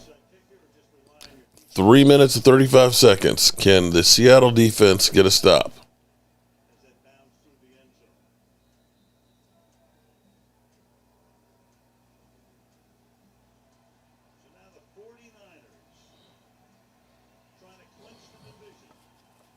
All right, let's see what's going to happen here, y'all. 3 minutes, 35 seconds for Seattle to make something happen. Down by 8 points. Good night, Arthur Macon.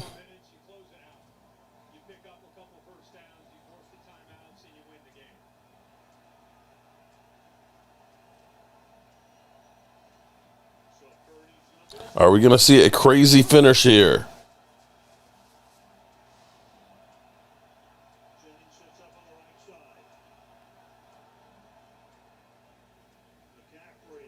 McCaffrey picks up 6.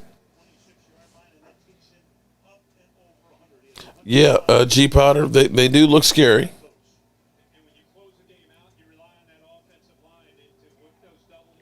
Thank you, King Johnson. Would you ever work for ESPN if they called you? That would be great. Stephen A. Smith versus Merck. I don't think I'm going to have that decision to ever make. I'm too old for ESPN. They're trying to get rid of all their old people. 2nd and 4 here. If San Francisco gets a couple of first downs, it's over with. And this is going to be a huge 3rd down. It'll be 3rd and 2.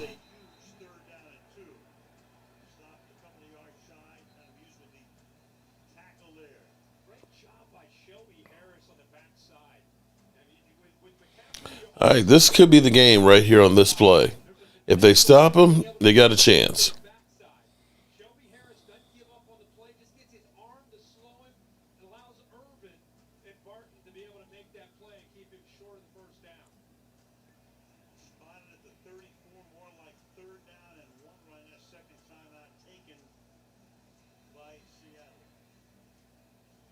This is the ball game here, guys.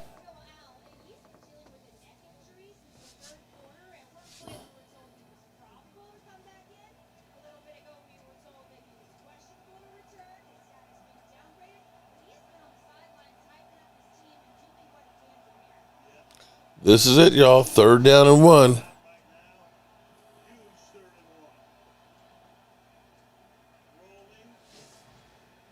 And Purdy gets it. Purdy gets it by about 6 inches.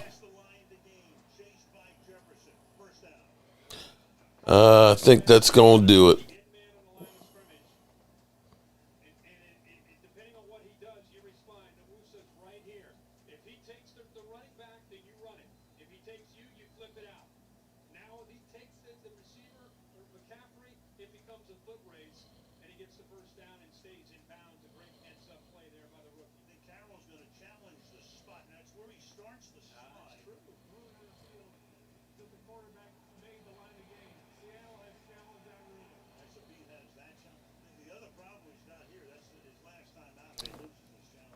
He challenged it. It's where he starts to slide.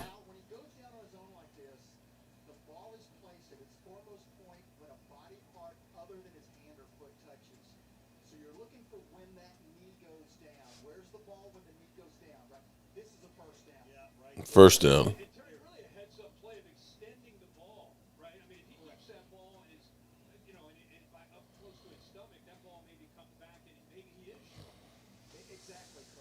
Well, I think we're going to turn out the lights here because I think that that's not going to be overturned.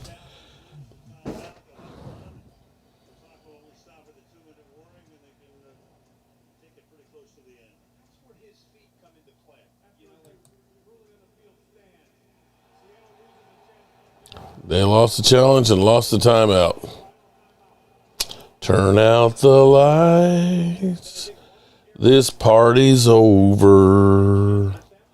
They say that all good things must end.